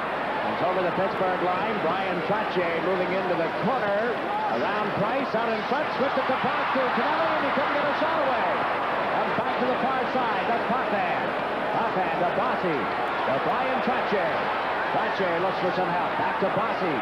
Bossy lets it go. Dion went down to make the save, and Saint-Laurent tears it right to Potvin. Potvin over to Canelli. Canelli in front. Bossy shoots and it went wide. Bossy picks it up again. Mike Bossy to the blue line from McKillen. The Bossy comes through in front. A drive was blocked. Here's Bossy, another shot. That missed from the glove side. McKillen, the Potvin. And as Potvin, he shoots wide of the goal, and Dion dives on top of the puck. What action! Tremendous. John Canelli in front of the net with Pat Price is a game in itself. The Islanders guilty of missing the net time and time again. How many times do you see Mike Bossy get blocked there and miss the net here? The little things are not working. The times, so many times during the regular season, all of these things were going in the net. Not so tonight. Potvin misses on the last penalty, the bench penalty, too many men on the ice. Dennis Potvin missed 3 chances to get the shot in on the net. Twice he was low and wide, once over the crossbar. Now 36 seconds left in the penalty to Bullard. Penalties to Gillies and Carlisle do not go up on the board. Coincidental minor penalties. Power play, Islanders are 0 for 4, Pittsburgh 0 for 3 here tonight. The winner advances to play the New York Rangers. If it is Pittsburgh, the series opens at Madison Square Garden. If it is the Islanders, the series opens here. In either case, the Rangers will play on Thursday night. Now Price trying to clear it out. It came back to Potvin at the point, into Goring. Goring, Bourne, and Nystrom. It's Goring to Potvin. His shot to the screen was wide. McEwen can't get it in time, and Ferguson has cleared it out. Another missed shot. The opportunities keep slipping through the fingers. Now Denny Potvin, left side. Goring had to let it go. He would have been offside. Bourne couldn't pick it up, and the Islanders are forced back. McEwen from back of the goal. 5 seconds left in the man advantage. McEwen blocks it out into center ice. Mike McEwen over the Pittsburgh line. That's a shot goal. That was off the target. Goring with it. Back to the net to Bourne. Bob Bourne to the blue line to McEwen. McEwen a shot. Pad save, and Dion covers up on it. Pretty save by Michel Dion. He reaches out with his left pad, and with the pad making the save, we see Bourne here leading up to the save. There's the shot by McEwen. Watch the left pad of Dion. He not only stops it, but he hooks it into himself, puts his hand on it, and stops the play. Islanders have a great opportunity. Bullard, they had a bench penalty to Pittsburgh. Bullard got a tripping penalty. Carlisle and Gillies go off. Interference and high sticking, and the Islanders couldn't cash in. Missed the net too many times. They had at least 6 golden opportunities and missed the net. Now it's Wayne Merrick, Anders Kaller, and Dwayne Sutter for the Islanders. Penguins start out led by Hotham. Hotham into center ice. McLeish pokes it in over the Islander line. Leo into forecheck along with Gardner is out there for Pittsburgh. The puck got away from Chorney at the blue line. Back quickly is Hotham. They've got the 2 youngsters working together at the moment. Cleared, goes down into the Islanders zone. Icing wave off. Morrill slapped it around the boards. Right to McLeish. McLeish with a shot. Hit Morrill. Picked up by Gardner. Centered, and it gets away from everybody and out into center ice. Jordy to Hotham. Hotham off the boards. Lord Lane has it for the Islanders. Cleared in over the line by Merrick. Fed out of there quickly to Gardner at center ice. Gardner to McLeish on left wing. McLeish centers. Big save by Bill Smith. There's Baxter with the rebound. That hit Lane. Gord Lane feeds it to Merrick. 3-on-1, but they can't make it work. Merrick had a chance to make the play and couldn't handle the puck. Now Merrick drops it to Kaller. Kaller over to Dwayne Sutter. Sutter shot. Good save by Dion. It was up in the air. And McLeish clears it to Gardner on left wing. Out into center ice. That's McEwen for the New York Islanders. Langevin shoots it around the boards. He came off the boards right in front. Picked up by Mark Chorney. Chorney out into center and hit Nystrom and ricochets into the New York Islanders zone. Back for it, Dave Langevin. Langevin misses Nystrom with a feed. That's going to go the length of the ice, and this will result in an icing call. We have 10:40 remaining. Period 2. A break in the action. The score tied. 10:42. No score. Fine playoff game. Islanders and Penguins. Ryan Trottier is out with Brent Sutter and Bob Bourne as Al Arbor tries another combination. Trottier dumped it into the Pittsburgh zone off the boards. Now Trottier is replaced by Nystrom. So Brent Sutter centers for Bourne and Nystrom. Now Laurent flips it high in the air, and that goes into the crowd. Nystrom took a bit of a shot at his old teammate, Sal Laurent. Bobby Nystrom, very physical. He started the game that way. Has continued. Tiring way to play the game. Kind of game Bobby Nystrom can play. There he is, squeezing Andy St. Laurent into the boards. Brent Sutter comes back for a new stick. He will take the face-off against St. Laurent. McEwen and Langevin together on defense. Islanders lost Stefan Persson in the first period, out with a bruised shoulder. Pittsburgh lost Greg Malone in Game 3, a hip pointer. A player they had counted on through the playoffs, Ron Stackhouse, did not play well. He did have a hip problem, but has been scratched since the first game. McEwen just got a shot away from the blue line, a floater, and Dion had no problem with it. Brent Sutter seemed to have a little problem, however, with Baxter, the defenseman who had grabbed onto his arm. They'll face off to the left of Dion.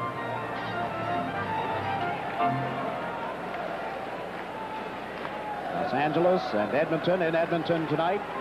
Quebec in Montreal, leading the Canadiens 2-0 in our last report. And here there is no score. The only 3 games being played. The next round will open on Thursday night. Clark Gillies has scored 11 goals in the 11 games he's played against Pittsburgh this season. Not a bad record. There's been 12 games, but he missed one. Boring got the draw, but he couldn't set up Bourne. Bourne had knocked Baxter's stick away from him. McLeish dumps it out into center ice. That's out of the reach of Ferguson. Coming back is Langevin. Over to McEwen. McEwen to Bob Bourne. Had trouble picking it up. Here's Bullard. Bourne checks him. The puck loose, and back goes Bob Bourne. Bourne to McEwen.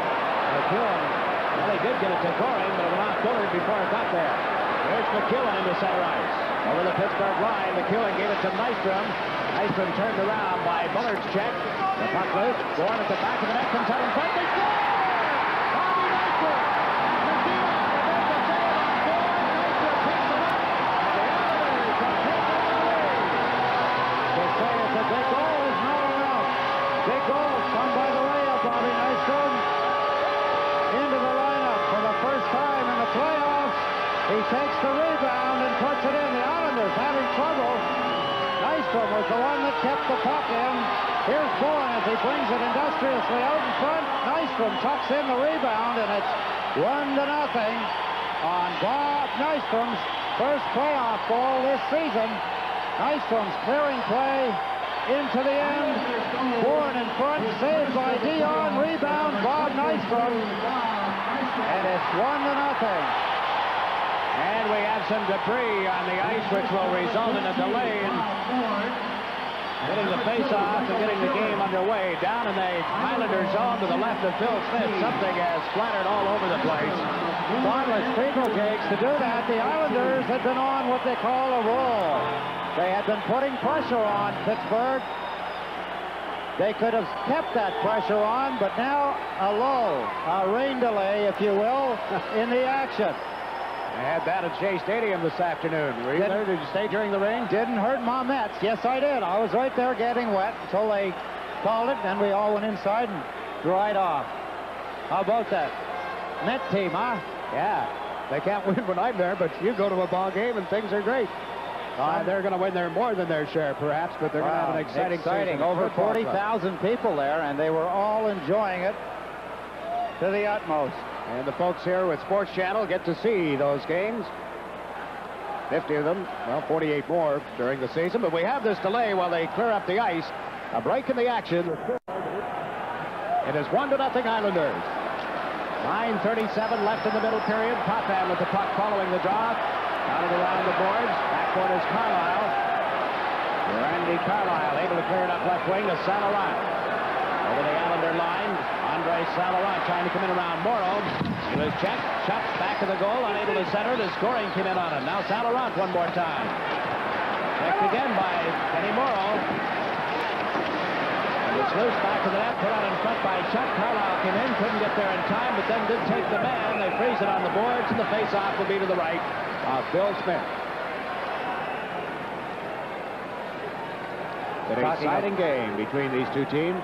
Speaking of Bobby Nystrom and Mr. Clutch, he has 4 career overtime goals, second only to the legendary Maurice Richard in the NHL annals.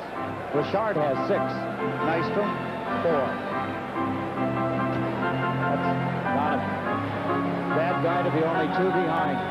Oh, I tell you what.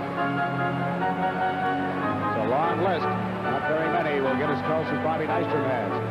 Pittsburgh started off this period with a bench penalty. Reminds us back to Sunday in the Philadelphia game, third period. The Rangers had 2 penalties for too many men on the ice and a delay of the game penalty, all in the third period.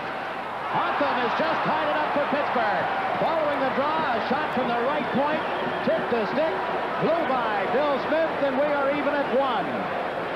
We're all back to where we were a moment ago at 10:18. There's the face-off. Kehoe back to Hotham. It gets deflected somewhere right there. It's deflected. Billy Smith, look at him. He's moving to his right. The puck is behind him. That's shot, not Kehoe. Shot to Hotham. Deflected inside the left post. The game is back at 1 apiece, or I should say back to tied. It's 1 apiece. Now Gord Lane from back of his own goal as the Islanders start out. Lane crossed the center ice stripe, dumped it in. Caller chasing it. Dion out of the net, failed to poke it away. Trottier comes in after it. Ryan Trottier around the boards to Caller, who slipped the check from Boutet. Anders Caller to the blue line to Langevin. His shot went wide. Hotham up the boards. McClellan unable to dump it out of there. Pinelli has put it back to the Pittsburgh goal. Carlisle around to the left side, stolen by Caller. Caller centers. Pinelli moved in, but it was knocked away from him. Pinelli and McClellan go to the boards together. Both of them without sticks now. And they pile up to the boards for a face-off. McClellan will get credit for the Pittsburgh goal. And number 27, Rod Schutt. McClellan's first in the playoffs. Hotham and Schutt on the assists at 11:01 of the second period. A tip-in goal. You could see Smith playing the original shot by Hotham. McClellan tipped it. Smith could not get back. Always face off to the right of the Pittsburgh goal. Wayne Merrick has come out for the Islanders, along with Bob Nystrom and Bob Bourne. Langevin and Gord Lane, the Islander defense. Saint-Laurent will take the face-off for the Penguins. Not sure about his stick. Tapped it on the ice. Didn't sound as if it was broken, so if that was an all-wooden stick, it would be broken. It's got fiberglass on it, and many times the fiberglass will come a little loose somewhere, and it rattles away, although the stick is not broken. You ever expect to see many players with the aluminum shafts that have been... Have we seen any? I don't remember seeing one so far this year. They've had a new element in the game. Aluminum shafted sticks. A lot of juniors, they tell me, are using them, just as the junior teams and collegiate teams have used a Cooperall girdle and pant like Philadelphia Flyers have used. The Flyers have been eliminated. Buffalo Sabres have been eliminated. Calgary, Minnesota, Winnipeg. 3 more teams will be eliminated tonight. Leach has dumped the puck into the Islanders zone. Merrick with it from back of the net. Up it to Langevin. To Gord Lane. Lane off the boards to Bourne to Nystrom. The play has been called. Ron Finn and outside. A break in the action. The score, the Islanders won. Pittsburgh Islanders at home, including the 2 playoff games. That number or numbers have to change tonight. There has to be a 24 or a 1.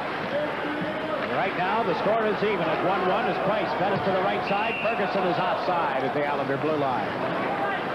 Both these teams came in here fired up.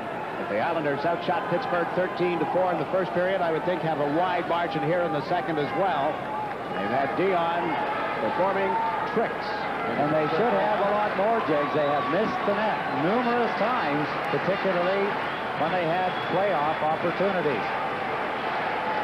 Bobby Nystrom's goal, Bourne got an assist, his 45th Islander playoff point. He passed Jude Gruen for 6th place on the all-time Islander playoff scoring list. Al Arbor wanted to get Brian Trottier out there for the face-off. Bruce Hood wouldn't let it happen. And the Penguins move into the Islander zone. It's Ferguson, a shot grabbed by Smith. He covers up on it.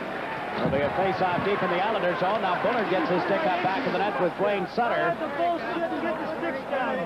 That's about as clear as you can make it, Bruce. Bruce Hood telling him, stop the bleep bleep and keep the sticks down.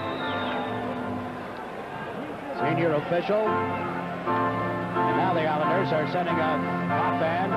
Morrow. Brian Trottier will come out to take the draw in this face-off. For Pittsburgh, it's Salarant, McLeish, and Ferguson. Bullard, who was the center, is replaced by Salarant with the draw in the Islander zone. Control of the puck.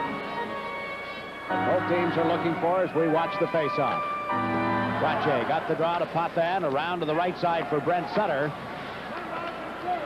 Brent Sutter to Brian Trottier, to Gillies. Gillies dumped it in on Potvin. In to pick it up is Brent Sutter. Brent Sutter played it around behind the net. There's Denny Potvin for the Islanders. Potvin to Brent Sutter. Had trouble picking it up. And McLeish clears it up to Ferguson. Ferguson at center ice. A long rising shot. Smith reached for it and went over top of the net. Brent Sutter with it now. Morrow. Eddie Morrow carries it at center ice, dumps it into the Pittsburgh zone. A bounce right to Dion, who steered it to the corner for a shot. Gillies knocked it away from him, but it went right to Baxter. And Baxter clears it down right to Will Smith. Now Morrow comes back. 6:34 left in the second period. Out come the Islanders as Potvin relayed it to Denny's with Wayne Sutter. Off-scoring stick. Matt Price clears it high and into the New York Islander players' bench. 6:25 remaining in the second period. Nystrom at 10:18. McClellan at 11:01 has been the goal scoring. The crowd, which had been a little quiet after the goal by McClellan, tries to get something going. The New York Islanders. As we look at Nelson, British Columbia's Pat Price. Now that's Bob Nystrom. We were looking at Pat Price, an Islander first pick back in 1975. Claimed by the Edmonton Oilers in the expansion draft 3 years ago. Now Goring wins the faceoff. The Langevin and shot just went wide on the stick side. McEwen in off the right point. Around the boards to Goring. Price knocked it away from him. There's Baxter for the Penguins. Pulled it away from Langevin. Up they come 3-on-2. Baxter over the Islander line. Cuts to the left. The pass to Shutt. A drive. Stripped the glove save. Ran into Bourne as he cleared it to the corner, but Goring was there. Goring flips it into center ice, but play has been called. It was in and out of the Pittsburgh bench or hit somebody at the bench. They'll face off in the Islander zone to the left of Smith. Islanders get caught. Al Arbor does not like to see it. What a play Baxter makes as he pulls it around Langevin, comes up the ice, 3-on-2 to Shutt. Shutt's shot stopped by Smith. He has trouble again holding on to the puck. Bats it away. From there it was shot into the Pittsburgh players bench, and the play was stopped. Vacation begins for one or the other of these teams tonight. Somebody goes on to the quarterfinals, the others go play golf. Trottier on the draw. Pittsburgh won the faceoff. Hotham around the boards, intended for Gardner. Gardner lost his balance. Bossy with it, dropped it back to McEwen. McEwen up the right side to Bossy. Bossy over the Pittsburgh line, tried to play it in around Carlisle. Bossy with it again. Centered, it's loose. Langevin comes in off the left point. Dave Langevin shot, steered aside by Dion. Trache back to the net. Up the boards, Bossy with it, back to McEwen. McEwen shot, that sailed high and wide. Trache and Carlisle go to the corner together. Trache trying to tie up Carlisle's stick and handle the puck as well. Had trouble doing it. And the Penguins have been able to clear it. Fans yelling for a penalty. Actually, Brian Trache had a hold of Randy Carlisle's stick. Langevin plays them off the boards. Coming back is Saint-Laurent. 5:10 left in the second period. The Penguins shoot it down the ice wide of the Islander goal. Ewan goes back to touch up and will get a face-off deep in the back of New York. Andy Saint-Laurent has logged as much ice time as both nets. I don't think he's been off the ice, has he? Not very often, and not for very long when he does go off. Brent Sutter against Saint-Laurent. The draw in the Pittsburgh zone, as you saw, and Baxter plays it to the corner for Price. At Price, out of the head into center ice. This is McClellan, shot with him on the right side. McClellan had the puck knocked away from him by Morrow, and Dwayne Sutter unable to control it. Morrow gave it back to Dwayne Sutter. Shot it high in the air into the Pittsburgh zone. Gillies comes in after it. Price beat him to it. Baxter to shot. Shot. Long drive. Bill Smith the save. Leaves it for Denny Potvin. And Baxter is down in a heap in the center ice area, getting up slowly as Dwayne Sutter comes over the Pittsburgh line. Dwayne Sutter moving in deep. Goes back to the net, unable to make the play. Potvin and Keogh in the corner. Gardner was there as well. Dwayne Sutter knocked down as he got it to Gillies. Gillies to Dwayne Sutter. Sutter trying to come through in front. Gave it to Morrow. His shot to the screen. The rebound. Dion got in front of the drive from Sutter. Brent Sutter had a crack at the rebound, and Dion robbed him, and now Pittsburgh has iced the puck. All the little things are not going for the Islanders. The rebound right to Sutter. It was rolling. He couldn't get a good shot away. He got it away. There's Gillies. Potvin in deep. Dwayne Sutter comes off the boards. Rink-wide pass. Shot by Morrow. Stopped by Dion. Look at the rebound. Wouldn't come out flat. Came out bouncing. Price knocks down Sutter. Let's look again at the same shot. Here's Morrow's shot. Stop. Good shot by Morrow. Look at the rebound. Had that laid flat, Brent Sutter would have had no problem putting it in the top of the net. But it was not to be. If you believe in omens, that's not a very good one. All the little things. The Islanders passes. The puck is bouncing. They territorially dominated the play, but they have not been able to get the puck past Michel Dion but one time. Now Caller, Tonelli, and Merrick for the Islanders. The Penguins cleared it to center off Caller's stick. Cleared by McLeish to Bullard. He's got a break. Moves in, shoots, he scores! Bullard puts Pittsburgh on top with 16:10 showing on the clock here in the second period. A quick play, the little things. The puck bounces right for Pittsburgh, and Bullard, who was the nemesis of the Islanders all season. Hotham just lets it fly. It hit Caller on the skate. Bullard ended up with the puck. He walked around Mike McEwen and around Billy Smith, and it's 2-1. Pittsburgh, first lead they've had in the hockey game. There's the puck as it bounced off Caller. Goes to Bullard. And Bullard, with a fine move, scores to give Pittsburgh the lead for the first time in this hockey game. 2-1. Bullard, who scored 7 goals during the regular season against the Islanders. And the Islanders in a hole here, down 2-1, and Bullard tipped the puck. He had a chance for another partial breakaway. Now he and Morrow into the Islanders zone together, but it's taken by Bourne. The Potvin. Eddie Potvin. Nystrom coming down the right side, shifts to the left. Potvin over the blue line. Potvin in front to Nystrom. He was upended from behind and never did get a good shot away. Then Goring is bumped off the puck. It comes to Morrow. Fanned on his attempt to keep it in at the blue line. McLeish and Bullard there. Back came Bourne, and it's Rick McLeish handling the puck. Checked by Morrow. Forces Pittsburgh to go back for it. 3:10 left in the second period. Hoffman from back of his own goal. Around the boards. Here's Rick McLeish. The Bullard. Bullard taken up by Morrow. Bourne picked it up at the blue line. Up the middle, and there was Hoffman to break up the pass. McLeish shoots it high. Bourne knocked it down. It was fired right back into the Islanders' zone. Pittsburgh had half their team on the ice, but The whistle is only for offside. Offside it is. 2 minutes and 50 seconds remaining in the second period. Hotham drilled the puck out of his own end. It hit Andy Caller on the skate. Went to McLeish. He slid it across the ice to Bullard, and he was in all alone after getting around Mike McEwen, and then laid a nice move on Billy Smith, faking left, going back to the right side, and he tucked it in. His first goal of the playoffs made the score 2-1. Now Langevin backs into his own zone following the drop. Trottier is out with Tonelli and Bossy. Bossy takes the pass from McEwen. Laid it off Tonelli's stick into the Pittsburgh zone. Trottier will get a face-off to the right of Dion. To see the fairness in Andy Saint Laurent, he had Brian Trottier at his mercy going in against the boards. He rode him out of the play where he could have really buried him. It is not his style. Now Trottier and Saint Laurent on the face-off. Saint Laurent won the draw from Trottier. Into the corner it goes.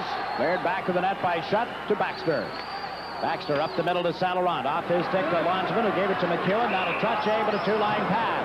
McEwen was about 5 feet back inside the Islander line. Trottier was on the Pittsburgh side of the center ice stripe. Another little thing, Jigs. All the little things.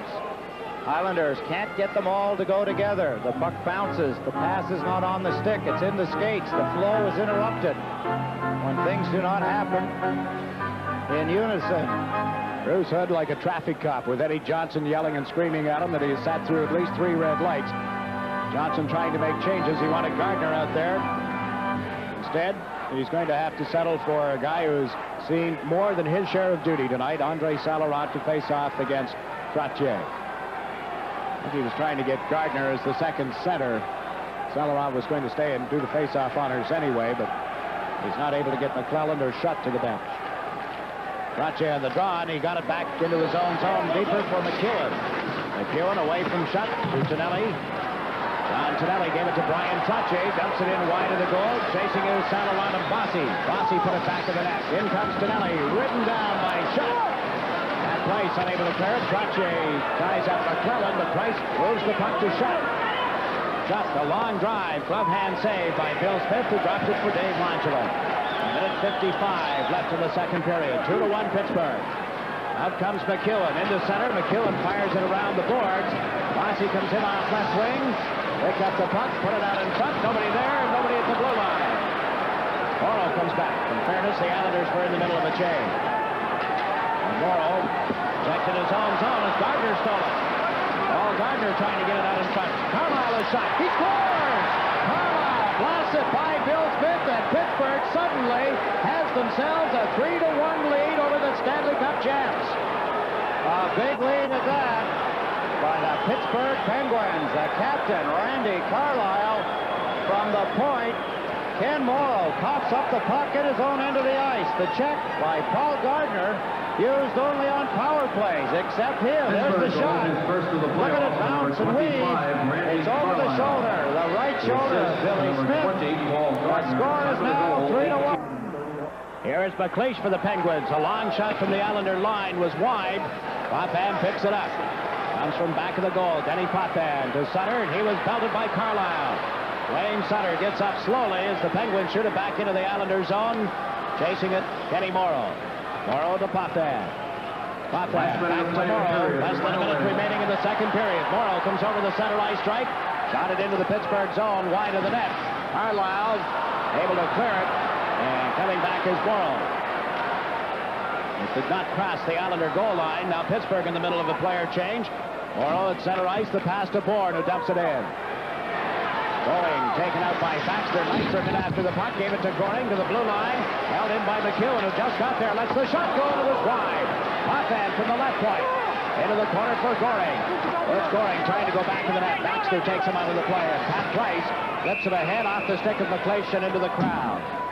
24 seconds remaining in this period. The face-off is in the Pittsburgh zone, but it's right on the edge of the face-off circle. A disciplined team, Pittsburgh. What a turnaround from the first 2 games. Islanders having problems. It presents a few more problems as the game goes along. Pittsburgh can maintain the 2-goal lead, which they should going into the third period. What a boost for their confidence. Now Goring, Nystrom, and Bourne line up against Salarat, Boutet, and Ferguson of Pittsburgh. Al Arbor has McEwen and Langevin at the points. McEwen will come up high on the right side, so they're playing 4 across. And Langevin, the lone man at the point. They got the draw, and Langevin is shot. Went off the stick of Ferguson. Price chases it. Pat Price up it out into center ice. Langevin and Boutet collide.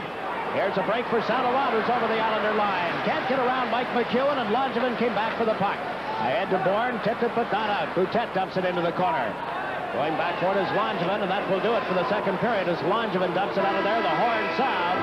The period belongs to the Pittsburgh Penguins as they outscore the Islanders 3-1 in the middle period. Islanders had dominated through about the first 10 minutes, took the lead, but then relinquished that, and the series favors Pittsburgh at the end of 2 periods in the deciding game. Penguins 3, Islanders 1. Back with a recap following this message. A hockey game. It could be 20 minutes left in an entire season for the New York Islanders or the Pittsburgh Penguins. Right now, the Penguins with a 3-1 lead over the Islanders. This is the amazing part of it. The Islanders dominated the second period. I think had most of their 12 shots by the midway point of the period. Then all of a sudden, Pittsburgh seemed to take over. They scored 3 unanswered goals after Nystrom had given the Islanders the lead. Everybody who has scored tonight getting their first goal of the playoffs, Nystrom, then McClellan, Bullard, and Carlisle, and the momentum really took a turn by the midway point of that period. It did, Jiggs, but it really took a turn before then. Some of the things that have not been happening to the Islanders all season are happening tonight. They were happening before, but they weren't as glaring. They were not controlling the puck like they used to. They've missed the net more tonight in the first 2 periods than I've seen them in so many years miss the net at good chances, at good opportunities. It doesn't mean that every time they shoot the puck, it should go in the net. I'm not saying that. What I'm saying is if they put the puck on the net, the rebounds, the kind of rebounds that the goaltender, in this case Dion, cannot control, will be there for the on-rushing forwards, and they're not. And that's hurting the Islanders. It's frustrating them to the point where they're now doing things that they're not usually doing. They're chasing the puck a little bit. It's tiring. It's frustrating. And now they've got to try and, in a 15-minute span between periods, regroup, talk it over, and get all of that back. It's not an easy job. It's a big undertaking. Pittsburgh doing nothing different tonight than they did at home in the 2 games. They're taking the man. They're taking advantage of the opportunities as they come up, and they have themselves a 3-1 lead. At the end of 2 periods, the shots on goal, the totals by the New York Islanders 25, by the Pittsburgh Penguins 11. Looking ahead to the third period, the Islanders down by 2 goals, not out of it by any stretch of the imagination, but things are going to have to become sharper. They're going to have to start beating Pittsburgh to the puck, especially in the Pittsburgh end of the ice. The magic that the Islanders have had over the past years, Jiggs, is going to be at stake now. And Pittsburgh, on the other side, know ahead of time that they cannot play the rest of this game in their own end of the ice. Sooner or later, that wall that Dion has built in front of the net is going to break down. They can't gamble on that. Are they going to be able to overcome the psychological feeling to protect a 2-goal lead in a game that they have not been in since last year? Over a 5th game of a 3 out of 5 series, and that, do they have the experience? Do they have all of the things it takes to be able to hold off an Islander team? Well, we'll find out with 20 minutes of hockey remaining at the end of 2. Our score, the Pittsburgh Penguins 3, the New York Islanders 1. Bill Busey, sports writer, columnist with the Pittsburgh Post-Gazette, will be along with Stan Fischler when we return to the Coliseum following this message.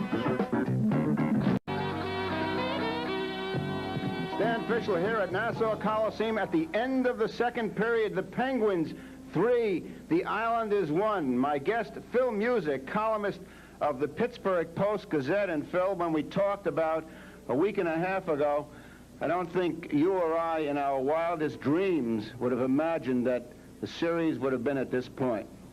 Tremendous fantasy, Stanley. I think it's amazing. It surprises me. How do you figure it? I don't, other than maybe the odds. They've played 25 games here without a loss. They come in tonight against a team that has gotten a little momentum after the weekend series in Pittsburgh, and fate, maybe. What about the coaching of Eddie Johnston? You've been able to study him for a couple of years. What has he done to this Penguin team? He's given him some discipline, Stan. I think he came to Pittsburgh from Chicago with a reputation as a man who had a system. He was a pattern hockey man. And he put it in and suffered through the first problems last year, a big fade midway in the season. This year they've struggled a good bit of the season, finished 4th in the division.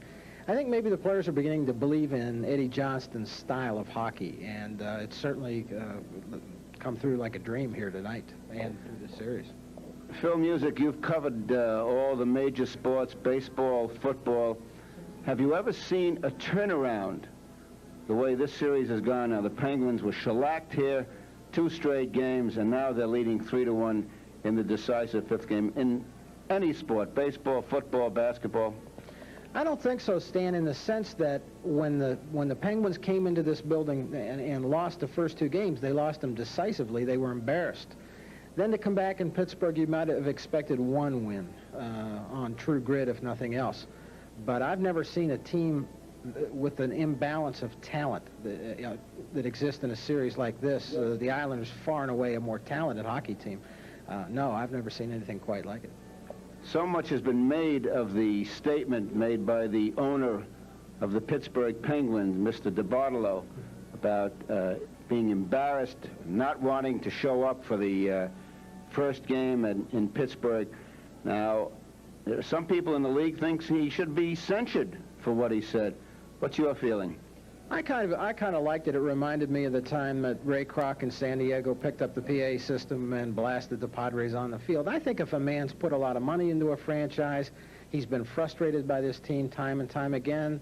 He's got a history in many other businesses of being successful. Now he's angry and he's embarrassed. And I thought it was kind of neat. I don't know how they'd go about censoring him. I guess the Board of Governors would have a way. But it seemed to me that that would be a little stuffed shirt. I liked it. Phil Music, what effect did that have on the Penguins? Oh, I think the idea that it had some dramatic effect was overdone. They were a little irritated. Some of the veteran players, I think Randy Carlyle was a bit outspoken. He said, man signs the checks, he has the right to say whatever he wants. They were a little bit, felt publicly chastised, but I don't think anybody lost any real sleep over it. Okay, we'll be back with Phil Music of the Pittsburgh Post-Gazette in just a moment. We're here at Nassau Coliseum, the Penguins leading 3-1 at the end of the 2nd period. My guest is Phil Music, columnist with the Pittsburgh Post-Gazette. And Phil, we are witnessing one of the truly superb exhibitions of goaltending, Michel Dion. What do you know about him? What kind of guy is he? Most of what I know about him you told me, if you remember. Nice young kid. Seems intense like many goalkeepers. Very serious. Pretty well-spoken young man, and he's been sensational. He has also benefited from the coach, who also was a great goaltender, Eddie Johnston. He's had to have helped him. No question. He acknowledges that publicly. When he came to Pittsburgh, he was a little unsettled, I think, personally. Found out he had a kindred spirit in Johnston, and Eddie worked with him. I saw him working with him a lot during camp. EJ was a fine goaltender in his own right, and it certainly has to have helped him.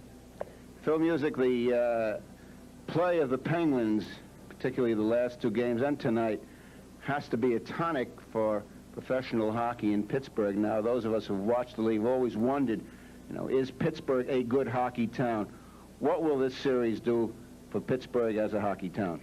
That's an interesting question, Stan. There was a theory in Pittsburgh by people who enjoy hockey or the media that what the Penguins best needed in a series like this was to be blown out in 3 straight games, and then there would be no illusions. They used an advertising slogan, "We have a hockey team." Well, the general theory until this series was, no, we don't have a hockey team, or we have a hockey team, question mark. Now it can't, if they can hang on and win tonight, it's got to have terrific benefits in ticket sales. The customers will enjoy this. They were a little disappointed last year when they played well against St. Louis, lost in overtime of the 5th game, and were bumped out. This, I think, would hype hockey in Pittsburgh, especially if they could go then into the quarterfinals and do what they wanted to do in this series, which was to play respectable hockey. Now, if they can do that against the Rangers, it could turn the corner in Pittsburgh. Last question before you go. What sort of Pittsburgh team will it be next year? Do you know for a fact that Eddie Johnston is going to go for more youth? Oh, I don't think there's much question in that. There's, again, a general theory that some veteran players will not be back, that a Ferguson will not be back, that a Ron Stackhouse, who is not dressed in this game, won't be back, and there may be a couple of others. I think he's going to have to go with the kids. There's some feeling in their locker room that they should have gone with their young players earlier in the year. One guy I think will be back, and that's Andy Saint Laurent. No question. It's a great bargain, $7,500. And he's done some job. Andy Saint Laurent, of course, a former Islander, has played absolutely sensational defensive hockey. He's been taking Brian Trottier and had a wonderful night so far for himself. We'll be back in just a moment. And before, the only thing they have to be careful of is you have to do a lot in a situation like this, but you try to do too much, and it kills the game for them. Over 2 periods, Mike Bossy has had 5 shots on goal. Mike McEwen has had 5. Potvin and Morrow each with 3. Bourne, Nystrom, and Tonelli each have had 2 shots on goal. The only Islander goal got by Bob Nystrom, and the 3rd period is underway. Trottier, Bossy, and Tonelli. Here's Potvin, backhanding it into the Pittsburgh zone. Saint Laurent chasing it. Andre Saint Laurent taken out by Trottier. Bossy with the puck. Put it off to the side of that. It was cleared by Dion. Trottier back in the goal to Tonelli. Check by Carlisle. Now Tonelli got it loose. Trottier slips away from the check. Comes out in front. Dion the save. The puck loose. Bossy trying to center. Comes back to Morrow. Morrow turns and shot to a screen. Tipped and cleared aside. Dion, an excellent save. Ryan Trottier sets up Tonelli, and Dion makes the stop on him. Dives on top of it and forces a face-off. Andy Saint Laurent takes Mike Bossy down behind the net. Bossy gets up slowly. Bruce Hood is not likely to call a penalty. Here's the puck in front. Bossy checks Dion out in front. Right here, Morrow can't get the puck around quick enough, but he gets a pass on it. He doesn't get a shot. Tipped wide by Bossy. The Islanders come out storming. Here's more of the action. Tonelli. Dion, that's up, and then he all on top of it. In the first period at Edmonton, Los Angeles leads Edmonton Oilers 2-1. Gretzky has scored for Edmonton. Charlie Simmer had 1 of the LA goals. Both of them, I believe. Yes, both for Simmer. For the Islanders now, it's Brent Sutter, Clark Gillies, and Dwayne Sutter. The Penguins into the Islanders zone offside as McClellan led the rush, but Chuck was in ahead of him. 45 seconds gone in the final period. Shot. Bancroft, Ontario, he's 25. He's come on strong in the last 3 games. He was Montreal's 2nd pick at 76. Came to Pittsburgh for their 1st round pick in the 81 entry draft, who was Mark Hunter. Saint Laurent against Brent Sutter. Got the draw to Gillies and to McEwen. Mike McEwen carries it up the middle. Long shot from center ice. Dion the stick save, and the puck went into the crowd. One of the little things, Jiggs, you just saw Mike McEwen take the puck skate straight up the ice. The forwards were coming back, making a turn, looking for a pass. They wanted to come up together. McEwen dashes up the ice, takes a shot from outside the blue line, and the closest forward was Clark Gillies, who had just crossed the red line. That's the little things. You got to get that together. McEwen, rather than should have wait till the forwards make their complete turn, and then they all come up together. Now Al Arbor sending out Goring, Bourne, and Nystrom. Potvin and Morrow are out on the Islander defense. Islanders started the game without Marini, Janssen, and Greg Gilbert, and have lost the services of defenseman Stefan Terson with a bruised shoulder in this game. Goring against Saint Laurent. Bourne moved in, knocked McClellan down. Pat Price has the puck. Price playing it up the left side, out of the reach of Schutt. Loose in the Islanders zone, and Smith had to play it away from Schutt, who had lost his balance. Here's Morrow. From Nystrom. To Goring. Goring across the blue line. A drive. Glove save by Dion. Held it, then dropped it for Price. Pat Price gets away from Bourne. The Pittsburgh line. Price comes to center ice. Dumps it in wide of the net. Bill Smith has to meet it. Morrow knocks it away from Bullard to Potvin. Up the left side to Bourne. Right wing to Nystrom. 3 Penguins back. Nystrom trying to pull wide. He's in on his off wing around Carlisle. Poked it away from Ferguson as well, but Hoffen gets back. Hoffen checked by Nystrom. Carlisle able to pick up the loose puck. Gave it to McLeish. McLeish ripped wide to Ferguson. George Ferguson at the Islander line. Slowed up by Tonelli. Ferguson controls it again. There's check. It's loose for McEwen. Mike McEwen around the Potvin. First 2 minutes are gone here in the final period. Potvin up to Brian Trottier. Was checked. It came back to Denny Potvin. He leads the rush into center ice to the Pittsburgh line. His pass is deflected and goes in offside. Dennis Potvin led the team in shots on goal coming into the hockey game, but does not have anything to show for it. He does not have a point in 4 games and 2 periods. You wonder, coming into this series, just how bad his back was, how bad Mike Bossy's knee was, and assorted other hurts and aches and pains, but everybody plays with aches and pains. Exactly, Jiggs. That's not something any of the players would ever look back on and say was a reason for them not being successful, whether it be Pittsburgh or the Islanders. Right now, the guy that is beating them is Michel Dion. McEwen carries the puck up the middle. Mike McEwen flips it into the Pittsburgh zone. Trottier goes in after it. He and Carlisle get there together. Tonelli comes in on the opposite side.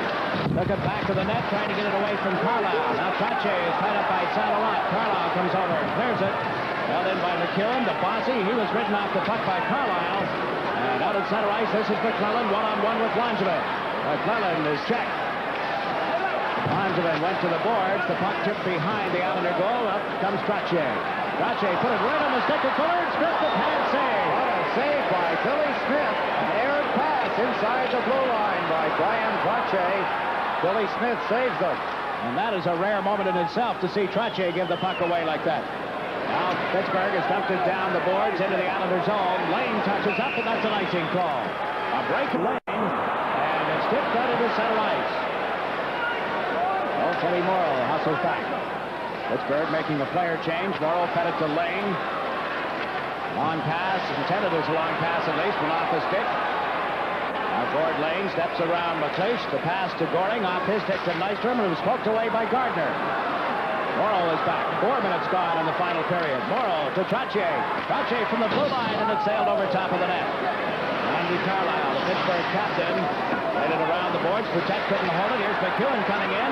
Lost control of the puck, and it comes up to center ice. Trottier has it there. Now to Langevin.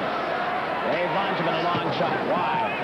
McEwen pulled it away from Saint-Laurent. Gave it to Gillies. Clark Gillies a drive. It's blocked. Trottier the rebound. Carlisle, great defensive play on Trottier. Ryan had a whole side of the net to go for, and Carlisle made a super defensive move for Pittsburgh. Now here's Langevin shooting it into the Pittsburgh zone. Leon cuts it off. Price to the left side for Schutt. And Schutt rolled it outside the zone blue line. Dwayne Sutter drops it for Langevin. Up the middle, offside, delayed at the Pittsburgh line. McEwen has the puck at center ice and shoots it in. Islanders making a complete change. Brent Sutter comes out with Merrick, and Keller is the forward line. There's McClellan to Carlisle at Pittsburgh. Brent Sutter ran into him. Gardner slaps it around the boards in the Islander territory. We played the first 5 minutes of the final period. It is still 3-1 Pittsburgh. Keller, right wing to Brent Sutter. Sutter fires it into the Penguin zone. Dion around the boards, intended for Boutet. Brent Sutter knocks it away from him. The pile up in the corner, and there's no further play. What a play by Randy Carlisle off Brian Trottier. Trottier had the open net. Carlisle got his stick in front of the puck. Take a look at the play. The Islanders all over Pittsburgh. Clark Gillies blasts it. Stopped by guess who? Dion. There's the open net. There's Trottier, and as he tried to shoot it, Randy Carlisle got to him quickly. Usually it's Andre Saint-Laurent getting to him. That time Carlisle picked it up. Rides Trottier out of the play after checking him. 14 minutes and 40 seconds remaining in regulation time. Wayne Merrick moves to the right. Brent Sutter comes in to take the face-off against Saint-Laurent. Brent got the draw. Back to Morrow. Morrow's shot went wide. McClellan picks it up on the right wing boards. McClellan at center ice. Long shot wide of the Islander goal. Backboard is Morrow. Played it away from Schutt to Brent Sutter. Up the boards to Merrick. McClellan steps into him, and the puck went to Price. At Price. Brent Sutter knocked him off the puck. McClellan was there to back up the Pittsburgh defenseman. McClellan played it out to center. Potvin shoots it into the Pittsburgh zone. Dion went back to the net. Left it for Price. Around to McLeish. Rick McLeish checked by Morrow. Brent Sutter moves in, but the Penguins come out 2-on-1. Haller catches up as the pass to McClellan went astray. Now he steps around Potvin. McClellan down on one knee, lost the puck to Merrick. Wayne Merrick into center ice. They move up 3-on-3. Merrick, Haller, and Bossy across the line. And the pass broken up by Bullard. McLeish trying to come into the Islanders' zone. Langevin beats him to the puck. Got it to Lane. Artie Lane moves up the right side into center ice. Lane stick handling, lost it. Now shoots it in off Ferguson. Bossy in, can't pick it up. It's cleared to center ice. Langevin is there. Langevin over to John Tonelli. Tonelli works it around the boards. Dion slowed it up. Bossy comes in after it. Carlisle beat him to it. Carlisle to Ferguson. Tonelli runs him into the boards. The puck went to Bossy in front. Touch a check. Tonelli the backhand. Dion the save. A place for Pittsburgh. De Saint-Laurent, who's knocked away from him, held in, but they roll outside as Bossy came over the blue line. 13. Now Goring centers for Bourne and Nystrom with Morrow and Potvin on defense. Randy Carlisle coming out for the Penguins. Dumps it high into the Islanders' zone and right to Bill Smith. Dropped it off for Potvin. Potvin fed it to Nystrom in around the check of McLeish. Nystrom cuts in, shoots Dion the save. Michel Dion moved to his left up the top of the goal mouth, or the goal crease at least, and made the stop off Nystrom. Quick pass by Dennis Potvin. Springs Bob Nystrom. Here's Potvin through center ice. Spots Nystrom on the right side. As he steps around, Rick McLeish comes in, takes the shot. Dion well out of the net, cutting down the angle. Makes the save off the on-rushing Bob Nystrom. Nystrom with the Islanders' only goal. He got it at 10:18 in the second period. Then it was 3 straight goals. McClellan, Bullard, and Carlisle for Pittsburgh. Islanders get to dry here, but Potvin's shot goes off Ferguson and into the crowd. A little more pushing and shoving after the whistle, but they'll line up for a face-off inside the Pittsburgh blue line. Dennis Potvin not getting the puck away quick enough. Deflected. That's what the defender wants to do. That half a step, he wants to reach out, get his stick in the way, break up the shot, whether it be a pass or a shot at the net. We haven't had a penalty called since 6:02 of the second period. All the goals came where the teams had 6 aside following that point. Nystrom knocked the puck down at the Pittsburgh line. Got it to Goring. The Bourne comes in on left wing. His shot. Dion juggled it. And it's cleared by Bullard. McLeish picks it up. And there'll be a penalty call coming up as Potvin chases it back in the Islanders' zone. Pittsburgh training staff is being called out on the ice. Nystrom knocked Dion down in the goal mouth. And the Islanders are going to be penalized here. Nystrom upset with referee Bruce Hood, claiming he was pushed into the goaltender, I would think.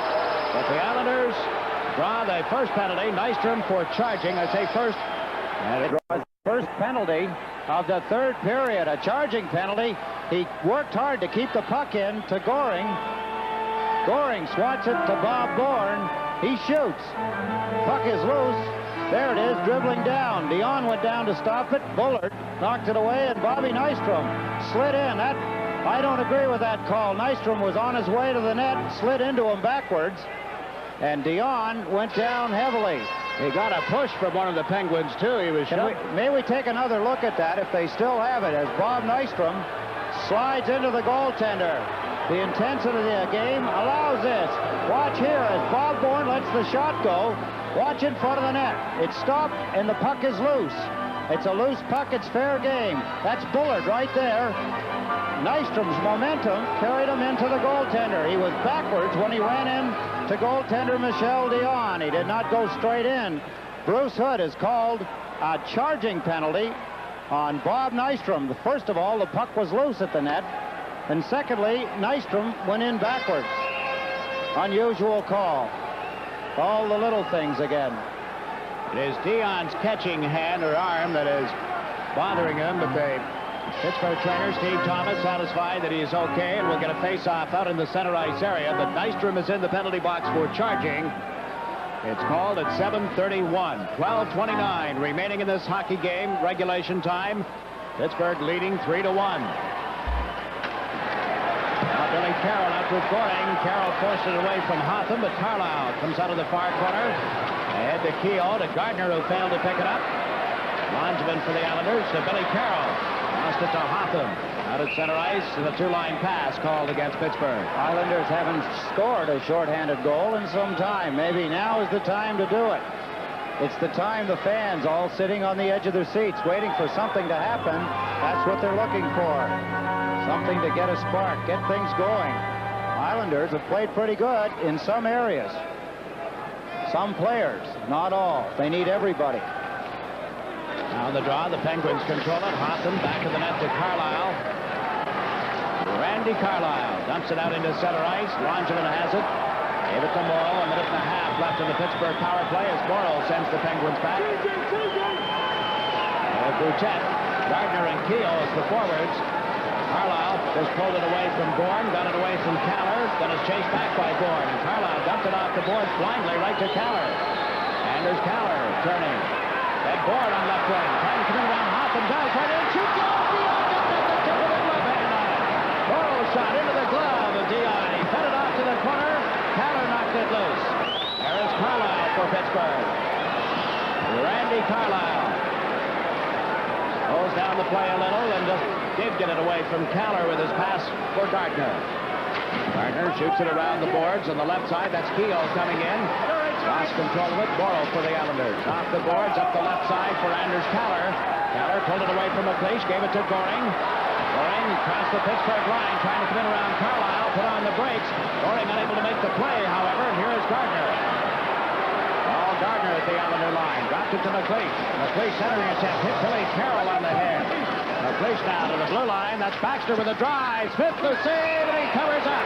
Gardner was right there in front of the net, but Bill Smith came up with a key save for the New York Islanders. 18 seconds left in Nystrom's penalty. Islanders had to gamble a little. They did. Dave Langevin gets caught up the ice. Pittsburgh comes back, gets a play at Billy Smith on the net. Here's the play by Bob Bourne.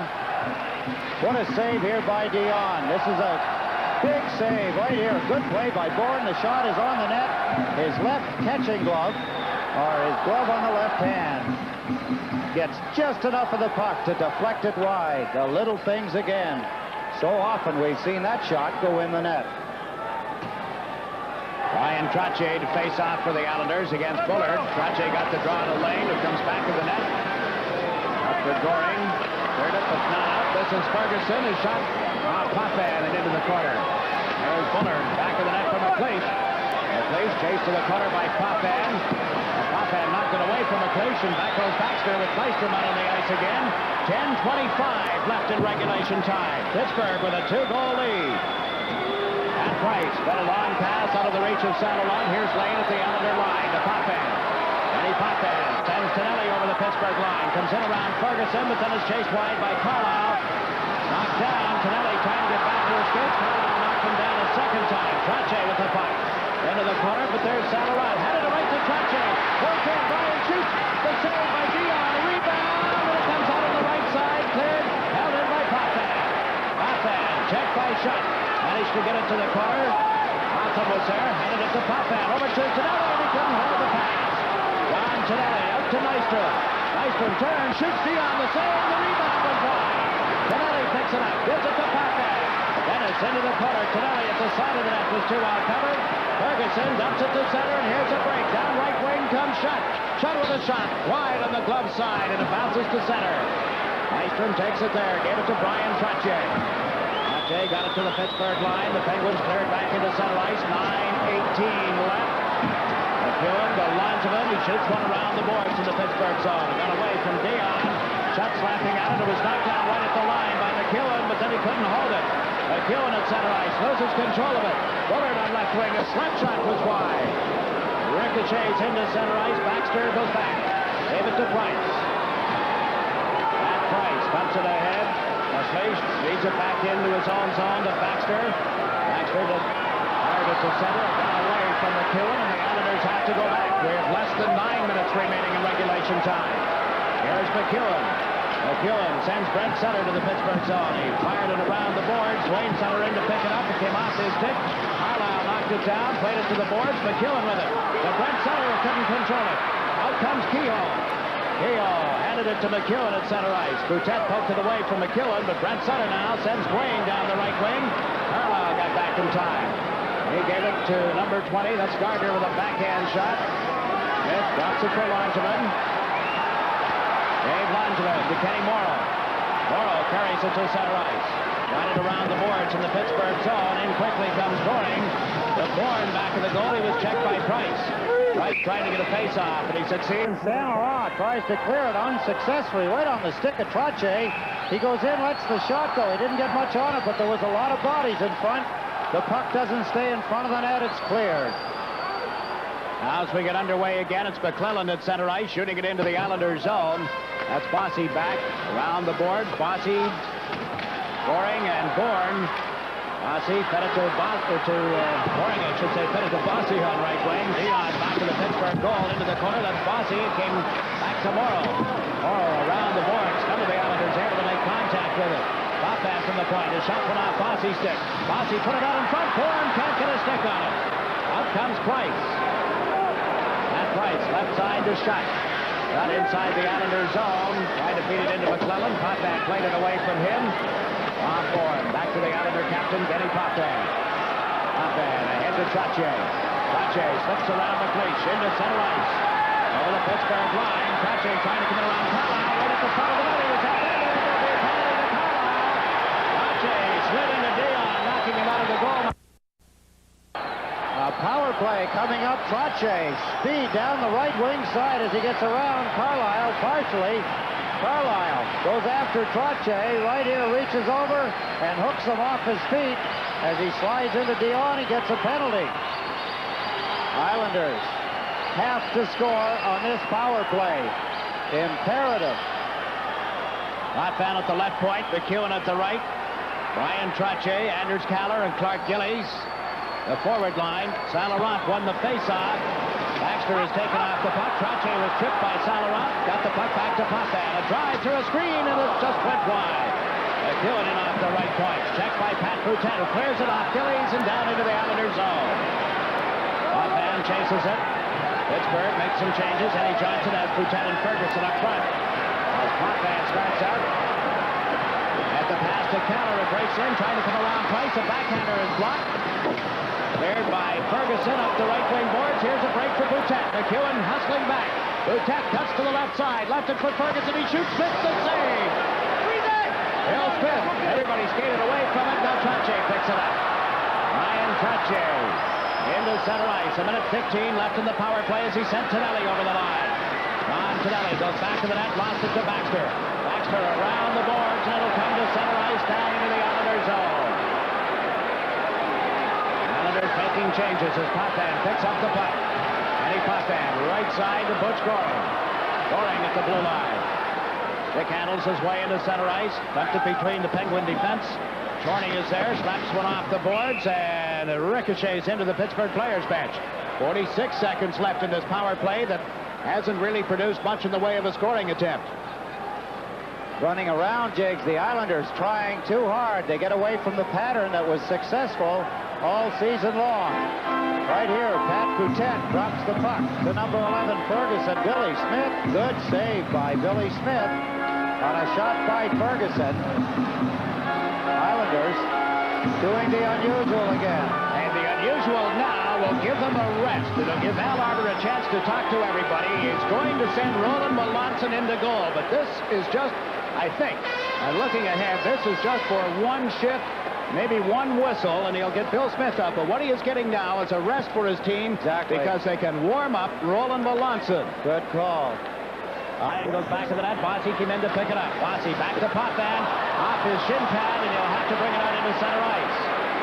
Potvin to Gillies. Gillies across the Pittsburgh line. Taken out by Baxter. Bossy fed the puck to Potvin. To McEwen. Comes in on the right side. McEwen, the Trottier, check. Bossy with a shot. Pad save. The rebound is good. McEwen bangs home the rebound. It's tied 27 left. Islanders trail out by one goal. And Billy Smith is going back into the net for the New York Islanders. The Islanders finally get a rebound. Here's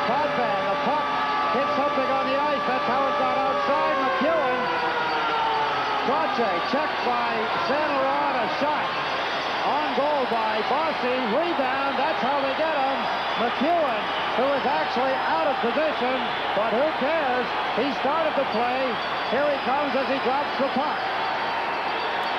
Shot by Bossy. McEwen does the right thing. He goes to the front. Trache covers the point. And Mike McEwen has brought the Islanders within one goal of the Pittsburgh Penguins. Bill Smith comes back into goal, replacing Melanson. 23 seconds, Jiggs, after Al Arbor switched goaltenders. The Islanders score a goal. Islanders now, that was his second of the playoffs. Mike McEwen's second playoff goal at 14:33 has pulled the Islanders to within a goal of a tie. Number 19, Brian Trache, time of the goal, 14:33. I'm Jiggs McDonald with Ed Westfall. Bossy and Trache assisted on McEwen's goal. So we have 5:27 remaining. Games are at 6 aside. The goal came with Carlisle in the penalty box. Hoffman gave the puck to Carlisle. Shot now, backhanding it down into the Islanders' zone. Potvin picks it up. Finelli wheels up left wing. Potvin carries it into center ice. Kenny Potvin over the Pittsburgh line. Winds up, shoots Dion the save.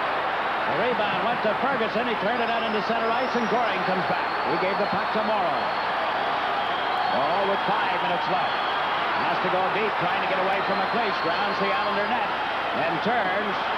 Pittsburgh sends Ferguson into forecheck with Bullard. Hoffman up the left wing. Goring couldn't take the pass, and here is Hotham with it. For Ferguson. Ferguson slipped it over to Bullard. Bullard around Morrow. Shot, Smith the save. The rebound, and McLeish couldn't get there. Nystrom breaks out. Nystrom into center ice. Over the Pittsburgh line. Lost control of the puck, and it's cleared to center. Coming back is Dave Langevin. 4.5 minutes to play. Langevin to McEwen. Now to Langevin. Langevin down the left side. Shot it in off Nystrom. It rolled right to Dion. Left it there for Price. Up the near side. This is Bullard. And McClellan comes to the Islander line and shot in by McClellan. Smith unable to cut it off. Gillies has it on the right wing. Mark Gillies to McEwen. Slips around the check. Another check. In the center ice. 3-on-2. McEwen across the line. He's shooting. Dion the save. And the rebound went wide as it was cleared in. Out comes McClellan. McClellan at the Islander line. A slap shot. Bill Smith the save. Linesman backboard. Up to Mike McEwen. McEwen sends Trache into center ice. Trache right into the check of Saint-Laurent. Trache back with his skate. Slipped it over to Bossy, but Saint-Laurent was there. 3 minutes and 42 seconds left. Mark Gillies dumps one into the Pittsburgh zone. Carlisle hustles back for it. Randy Carlisle at center ice. The Islander line. Got it in around the board. Smith cuts it off. Ward Lane has it. Lost it. Picks it up again. That stand on it. And so did Boutet, fortunately for the Islanders. Bossy starts out on the right side. The pass to Merrick. Merrick over the Pittsburgh blue line. Drop pass. Bourne can't pick it up. Here's McLeish. Rick McLeish coming back. Into the center ice zone. McLeish tries a long shot. Oh, that was shoulder high, and Smith had to reach up for it. Morrow. Down to Bourne. Canner moves into the middle. Takes a breaking pass. Around Baxter. Cuts in. Shoots. Dion the save. But the whistle had sounded. I believe the whistle had sounded a while ago. 2:58 left. Offside on the pass. The face-off from the Islanders' zone. How close can you come? Inches. The game is inches. Here's Bob Bourne. He makes the pass. It was an offside pass. The player wasn't offside at the blue line. It must have been 2 lines. Caller takes the shot. Stopped by Dion. Keep the tape going. There's 2 saves by Dion. The players didn't hear the whistle. There's the pass. He called it a 2-line pass. There's 2 saves on the play. Caller, as he goes by Baxter, gets the shot away. Good save, Dion, and a rebound. Here's the rebound. Look at the save Dion makes off Wayne Merrick. Whether the whistle had blown or not, the players didn't know it. 2:58 left. Offside pass. The call, the face-off in the Islander zone. Merrick centering for Bourne and counter. Lane with the puck. Ward Lane up to Bob Bourne. Bourne on the boards, check. Saint-Laurent dumps it in wide of Phil Smith. There is Morrow back. Andy Morrow clears it out into center ice. McClellan takes it for Pittsburgh. Ridden off the puck, now picks it up again and dumps it into the Islanders zone. We have 2:40 remaining. Ward Lane trying to get away from shot. He's dragged down. whistle in any event, and here comes Lane. Lane at center, a long shot wide of the net. Tonelli in after, off the stick of Carlisle. Tonelli scores! John Tonelli has tied the game! Carlisle lost the puck, and John Tonelli rifles it home with 2 minutes and 21 seconds left. Oh my! What a comeback for the Islanders, but it ain't over yet, folks. Stay around. They've done it time and again. They've done it again. John Tonelli, he was the guy that scored the goal to keep the team alive and make it 15 straight as Gordy Lane clears the puck in. Carlisle misses the puck. It bounced over his stick. The first bounce that the Islanders have gotten all game. And John Tonelli has put the puck in the lower right-hand corner. Gordy Lane starts to play. It's a fluke bounce. The Islanders haven't had a break all game, and there's the first break. John Tonelli, the opportunist all season, gives the Islanders a 3-3 tie. How exciting can you make it? Eddie Morrow and Gord Lane get assists, 17:39 of the third period. If there's the story, 3-3 tie. I didn't realize it was almost 11 o'clock. It is. If you ask 15,000 people in this building, are the Islanders going to pull it out? They'd have said no. And 100 would have said maybe. But they have at least tied the score. A reprieve. The fans are going crazy here in the Nassau Coliseum. They have done it before. John Tonelli scored a goal with only seconds remaining against Glen West to give the Islanders 15 straight wins, and he has now scored a goal here to give them a 3-3 tie and keep the game alive. We have 2 minutes and 21 seconds left in regulation time. The ice has been cleared of debris, and we're set to go as referee Bruce Hood gets ready for the face-off between Goring and Bullard. Tonelli on the left wing, Nystrom on the right. McEwen and Langevin on defense for the Islanders. Bullard got the draw to McLeish. He was checked and went back to Price. Cleared to the Islander line and picked up by McEwen. Mike McEwen up left wing for Tonelli, who was knocked down by Baxter. Here's Ferguson moving in to McLeish. McLeish's shot, Smith the save. Pittsburgh came storming into the Islander zone. Nice passing play to put McLeish in on the left side, but Smith came up to the top of the goal crease. There's the play. Ferguson to Rick McLeish. Is there anybody any more dangerous? He miscued on the shot, but Billy Smith had the angle. Smith, a big save as Pittsburgh comes right back. Islanders could get too anxious here, Jake. Now they want to go back and play. They want to just get back and play their game. 2 minutes and 7 seconds left. Mache on the draw. McEwen and McLeish went to the boards. McEwen came up with the puck. Back of the net, he got it to Langevin. To Goring. Goring didn't see it. It hit the referee, I believe. Now Trache has got it to Langevin, around to Mike McEwen. To Brian Trache. Trache up the middle. 3 Penguins get back. The pass went to Nystrom. Can't slip around Price. Price. And McLeish went off his stick. Back to Price in the corner. Clears it out to center ice. Off the skate of Denny Potvin, and Tonelli takes it. He and Potvin buck together, but Denny comes away with the puck. Potvin over the line, right into the middle, his shot. Dion the save, the rebound, they bang at it. It's on the doorstep, and Dion is stretched out diagonally.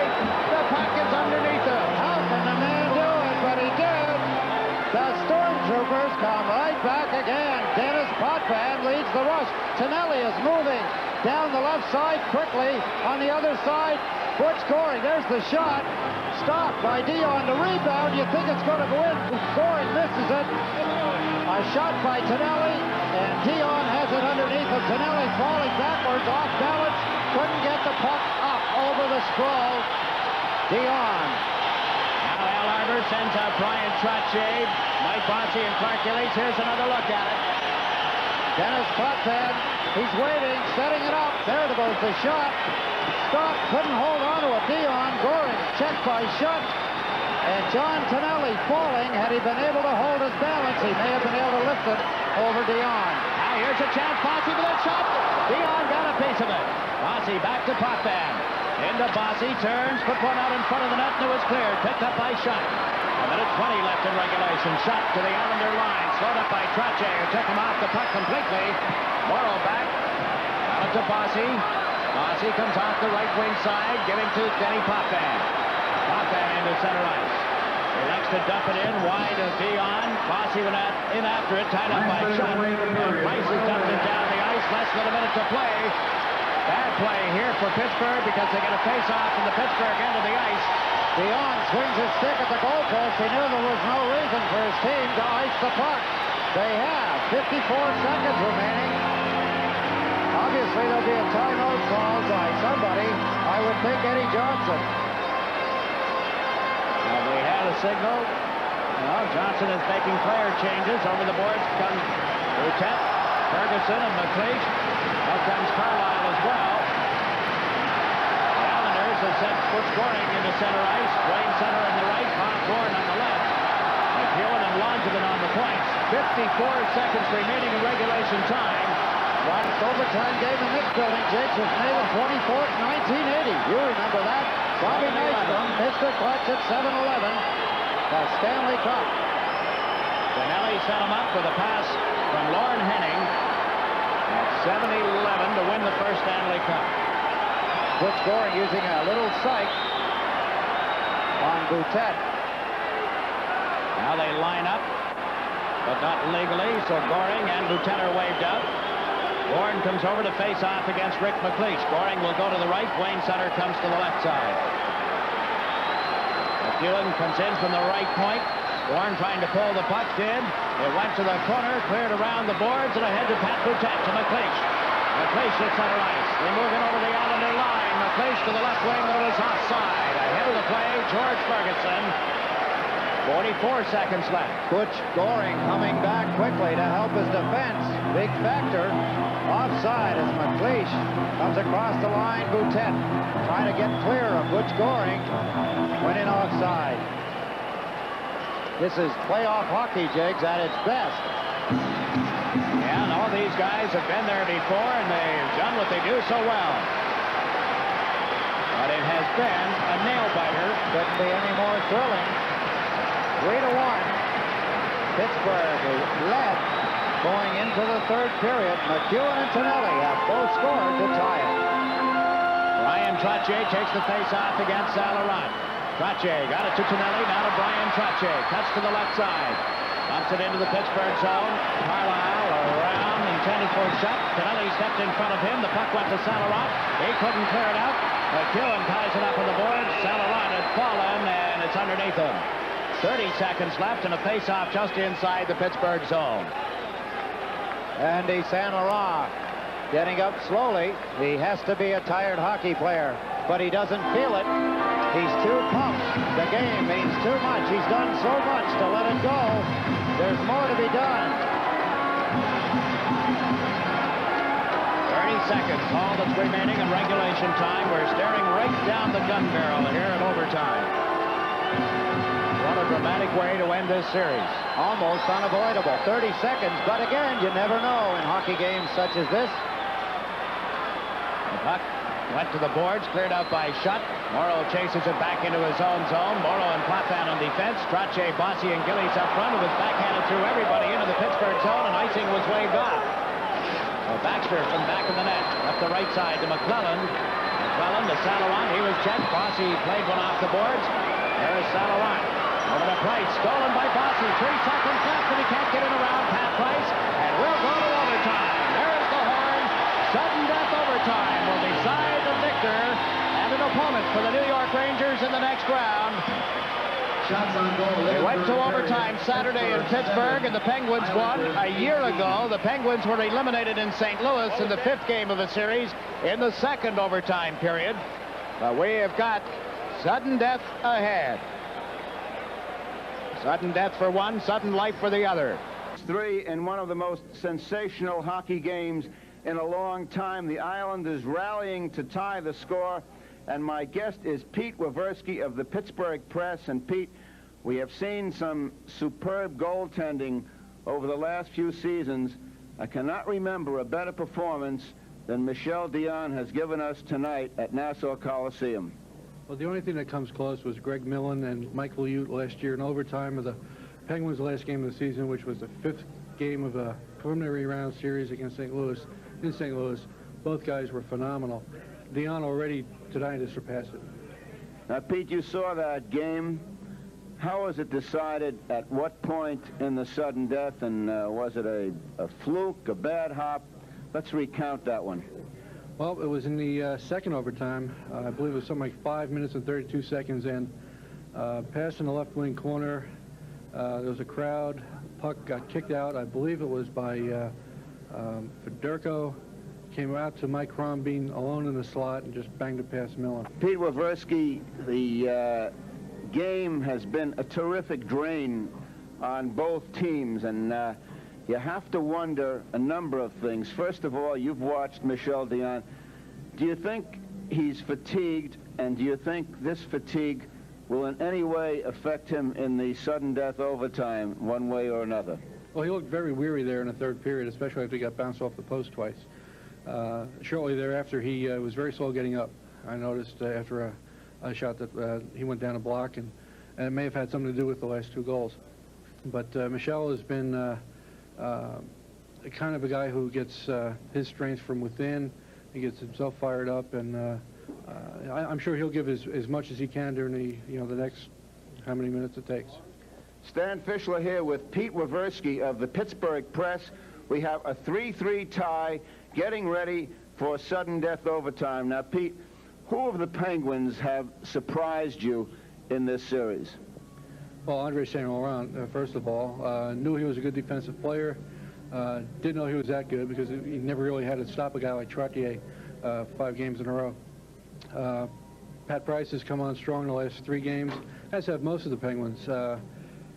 Dion, I don't know, there were a couple of minor surprises in a negative way. Mike Bullard not getting his first goal until tonight. But I think another big boost for the Penguins so far has been Rick Kehoe.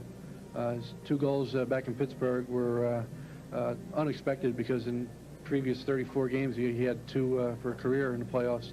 And Paul Gardner, playing pretty decent defense, took the puck from Morrow to set up Carlisle's goal. It was a good play, and he's not known for that. Pete Waversky, you saw the brilliant play of Randy Carlile throughout this hockey game. One point he made a spectacular poke check to avert what looked like a point-blank Islander shot, and yet he was victimized. Did you see that as a bad bounce? How did you see that play?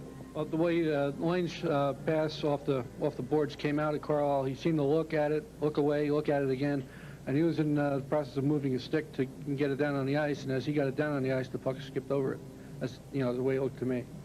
Stan Fischler here with Pete Waversky of the Pittsburgh Press. We are seeing one of the most excruciatingly exciting, that's a tough one, excruciatingly exciting aspects of professional hockey, the sudden death overtime. And Pete, over the years, sudden death games have frequently been decided by the lesser lights in hockey. It's absolutely impossible to predict. Do you have any idea about how you would see this overtime evolving?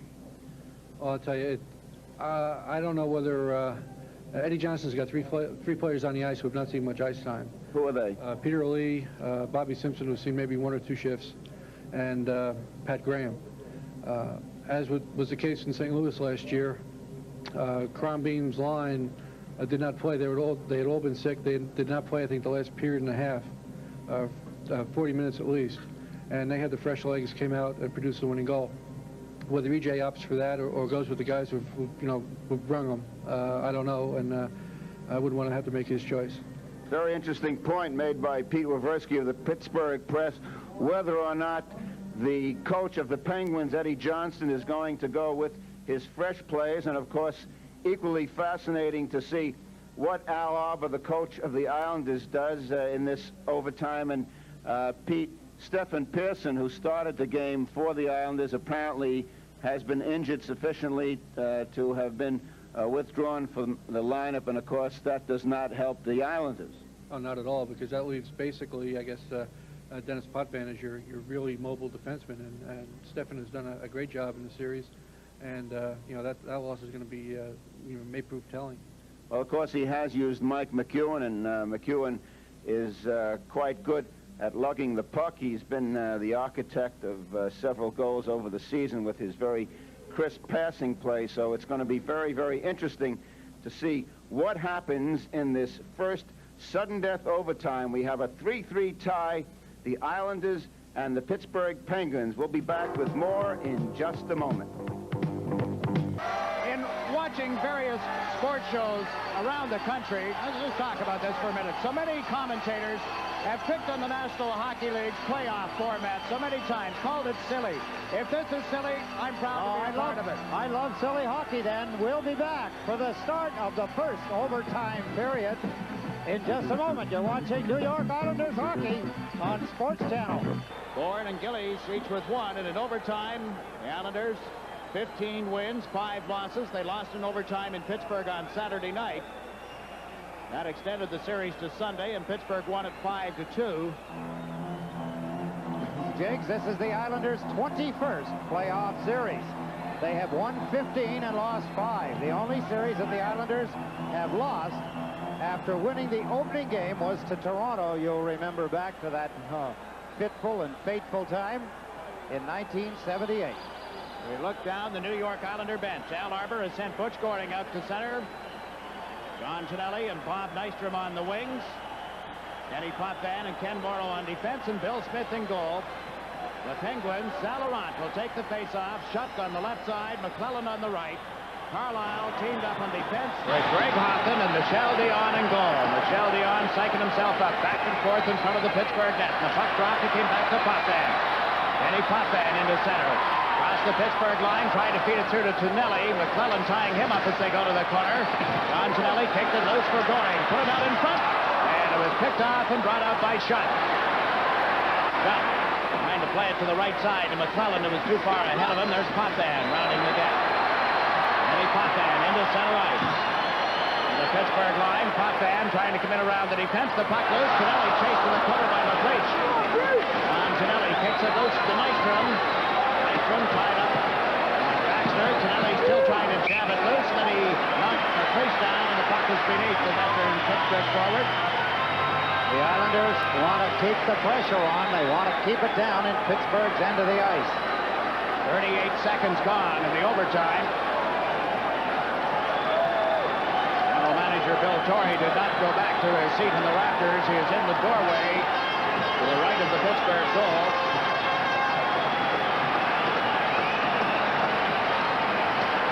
Roche, Gillies, and Bossy now for the Islanders, and Sal Laurent is back to take the face-off.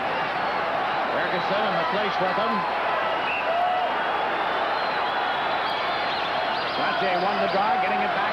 Launching a shot off the stick of Ferguson, and it broke Ferguson's stick. George Ferguson kicked it around the board. Trache was grabbed by Price. Got the puck to Bossy. Back to Trache.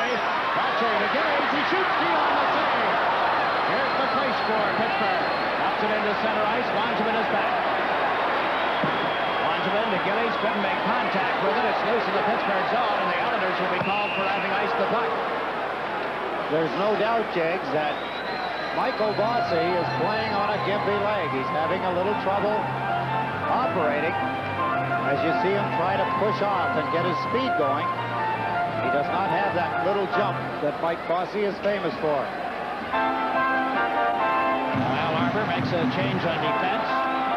Langevin and McEwen come to the players' bench. Morrow and Potvin are back. Eddie Johnson has Ferguson, McLeish, and Bullard out on the ice. Bullard will take the face-off here in the Islanders' zone. Price and Baxter on defense, and now Bob Bourne is sent over the boards, but Bruce Hood says no. Gillies will stay up there. Strategy, a little blow, and that gives Brian Trache just another breather. On the draw, Bullard got it back. Baxter a shot, glove saved by Bill Smith, who dropped it for Potvin. Potvin up the left side to Gillies, to Denny Potvin. Potvin starts out of his own zone with a pass to Morrow. Morrow into center ice, around McLeish, shot it around the boards in the Pittsburgh territory. Baxter is there. To Ferguson to Bullard. They've got a 2-on-1 break. Bullard and McLeish. Bullard winds up, takes the shot comes in, shoots, gets the save. Smith, a startling save off Bullard. What a break for the Penguins. Here comes Trottier. Trottier down the right side.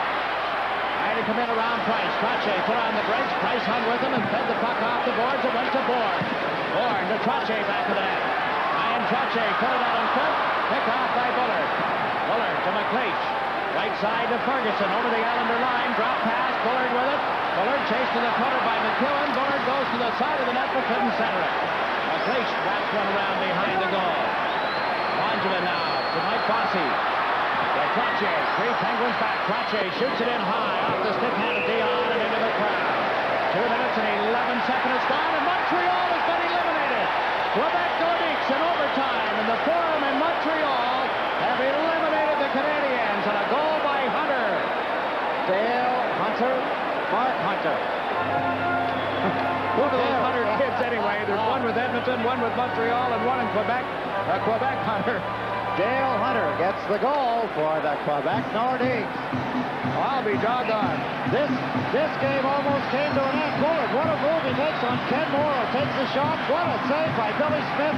Rick McLeish going right across in front of him. And Mike Bullard, again, gives the New York Islanders fits.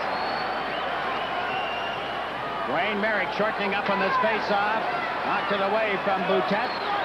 Carlisle in to pick it up for Pittsburgh. Randy Carlisle. It was Merrick, Taylor, and Bourne as Carlisle gave it to Gardner. Now to Boutet. At Boutet at the Islander line. Chased wide by Langevin. Boutet centers. Spits down to make the save. He doubled it, then able to cover up. Goaltenders getting a little jittery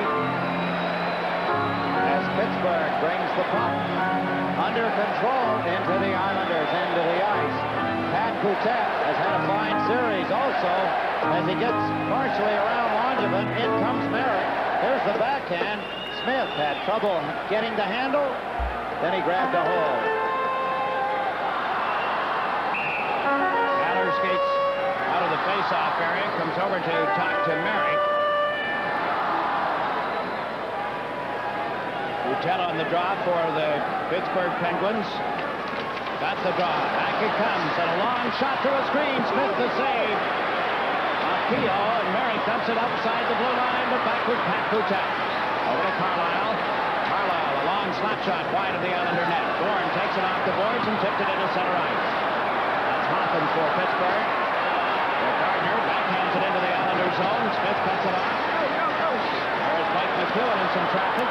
Pass to Bourne. He's chased in deep by Keogh. Islanders having trouble getting out of their own end of the ice.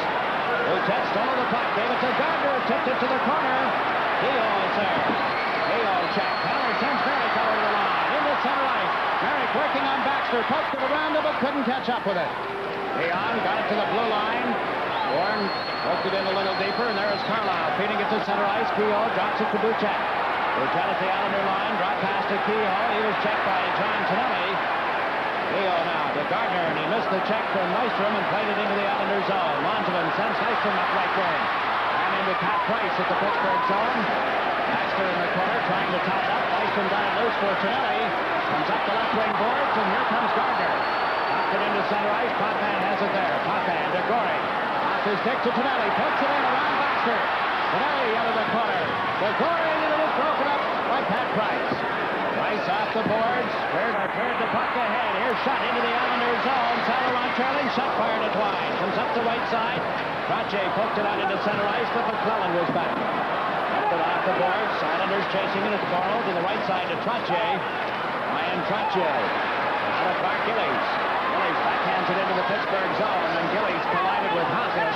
Carlisle around the boards. Potvin came in off the point. They hit him, and it's cleared by Saint-Laurent. But now the corner from the corner shot. He won the save. Hoffman for the Penguins. Gillies slowed him up on a check. Now it's cleared ahead for Saint-Laurent. Over the Islander line. Carlisle moves in with him. The pass deflected by Potvin. Morrow has it back to the net. Eddie Morrow sends Bossy out on the right side. Mike Bossy fires one in high and wide. It almost hit Trottier. Price with it. Islanders change on the fly. Price up the left side for Baxter. Baxter to the Islander blue line. Came over the line, but was offside. Both teams continue to skate well, Jakes. 5 minutes have now gone by in the overtime. The longest game the Islanders have ever played in overtime, 81 minutes and 20 seconds versus Buffalo back May 1st, 1980. Bobby Nystrom scored to make it 2-1. And at home, the longest game, 77 minutes, 13 seconds against the Bruins when Terry O'Reilly scored to win for the Bruins 4-3. Now we watch Mike McEwen send Wayne Sutherland in the right wing. Sutter in front to Brent, and he was bowled over by Baxter. Now comes McLeish, right side. Bullard across the Islander line, back to McLeish. McLeish a shot, it hit Langevin, loose puck, McLeish ridden off the puck. Not in by Price. At Price, a drive, wide of the net, and it comes to the blue line to Baxter. Baxter's shot hit Bourne, Baxter with it again, a long shot went wide. Lodges in the mesh back of the Islander goal, and there's no further play. Face-off to be outside the New York Islander blue line. The longest the Penguins have gone in a hockey game, Jigs, 85 minutes, 16 seconds versus St. Louis last year, April 14th, when Mike Crombeen scored to eliminate Pittsburgh 4-3. They lost. Boy, that was a game that either team could have won in the first 4 or 5 minutes. You were at that game. There were so many opportunities, breakaways even. Excellent saves and shots that went high over the crossbar and that type of thing. Now McEwen off the boards to Goring at center ice, into the middle for Tonelli. Tonelli across the Pittsburgh line, unable to get it to Nystrom, who'd headed for the net. Here's Tonelli. Back it away from the check of Carlisle. Carlisle around the boards. Nystrom and Ferguson bumping into one another. And the puck comes loose. Bullard checked by Goring. Bullard picks it up now to the Islander line with McLeish and Ferguson. Bullard a slap shot, it hit Langevin. Bullard picks it up, gives it to Carlisle. His shot blocked in front by Mike McEwen. McEwen sends Tonelli away on a breakaway. Down Tonelli, Baxter catches up with him, hauls him down. No penalty, now in front, Nystrom is there, back here, he scores! Islanders win! Islanders win! They're going to the next round against the New York Rangers. Pittsburgh is eliminated at 6:19 of overtime. The Islanders rejoicing in the corner, out in front of the Pittsburgh goal. Michel Dion is face first on the ice. The Penguins eliminated 4-3. Well, await the announcement, it appeared to be Nystrom who jabbed it into the net. Bill Smith just came over to pat Michel Dion on the rump. He played one heck of a game, a heck of a series. Lord Lane, the first man to go over to the Pittsburgh bench, and now all the Islanders go over to shake hands with Eddie Johnson. They'll line up at center ice here in a moment for the traditional handshake. The number one Islander, James, has missed going over to shake the coach of the Pittsburgh Penguins hand, Eddie Johnson. The goal is going to John Tonelli. And number 2, Michael McEwen. The time of the goal, 6:19. 6:19 is the time as you see Pat Price, Butch Goring, McClellan. There's Dion with Wayne Merrick without his helmet. Zalaron had himself one sensational series. How about Mike Bullard takes number 22? Baxter has played an outstanding series. No matter what he was coming in, he was outstanding also. The fans are giving the Pittsburgh Penguins what they deserve, a standing ovation as they leave the ice. You see the remains of a traditional handshake. John Tonelli put his arm around Baxter and now skates toward the dressing room. It was Tonelli's goal at 6:19 that sends the New York Islanders into the next round against the New York Rangers here at the Nassau Coliseum on Thursday night. Michel Dion still shaking his head as he leaves the ice. Here's Tonelli's goal. He scored the goal, Jigs, at 6:19, but he scored the biggest one last period. Look at Tonelli as he goes in against Baxter. Down, he's up, he's got the puck out in front. Bobby Nystrom checked by Carlisle, and there's the shot by John Tonelli. He's done it again. In one hockey game, he has scored 2 goals that he'll remember for the rest of his life. The tying goal and the winning goal. Look at the play there by McEwen as he breaks up Randy Carlisle's play. And out come the Islanders. This is going to be the goal. Tonelli is so tired he can't get away from Baxter. He tries the shot anyway. Dion steers it aside, but he gets up again. What a heart, John Tonelli to Nystrom. He's checked by Carlisle, and Tonelli takes the rebound, and he puts it in the top of the open net. Dion, incredible what Dion has done in the nets for the Pittsburgh Penguins. There they are. They are a happy group, and they would have to say somewhat lucky. They didn't get a break until the third period. Oh, my. You can say that again over and over. The Islanders appeared to be in trouble. It was scoreless at the end of the first period. They were down 3-1 at the end of the second period. They were still down 3-1 with 5 minutes and 27 seconds to play in the game in regulation time. That's when McEwen scored the power. This was high drama from beginning to end. The Penguins, underdogs, came from behind in this game. They went ahead 3-1. The Islanders looked like they were out of it. The Islanders rallied late in the third period, tied the game. Michel Dion, brilliant in goal for the Penguins, and the Islanders, after having a couple of scares in that overtime, Tonelli got the goal, but the man on my right, Bob Nystrom, making a dramatic comeback for the Islanders, instrumental in this victory. And Bob, you were on the ice for the winning goal. I'd like you to recapitulate the play from the very beginning in the Islander zone to the denouement when the puck went into the net.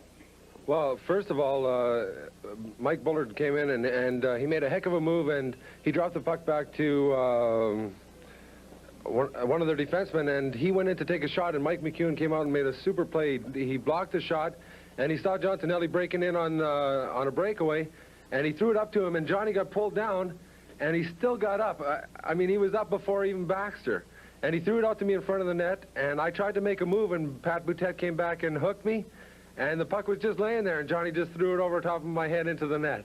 It was unbelievable. I couldn't believe it. Bob Nystrom, the Islanders looked like they were in big trouble in this hockey game. Not only were they trailing, you were trailing 3-1, but you were facing an indomitable goaltender in Michel Dion. Now, what was the feeling in the Islander dressing room between the second and third periods? Well, I felt the attitude was pretty good. You know, considering the predicament we were in, down 3-1, I still felt the guys had that feeling that we could come back and win the game. I felt one goal and then start to panic, and then we could start pressure on. And that's exactly what happened. You know, Mike came up with a real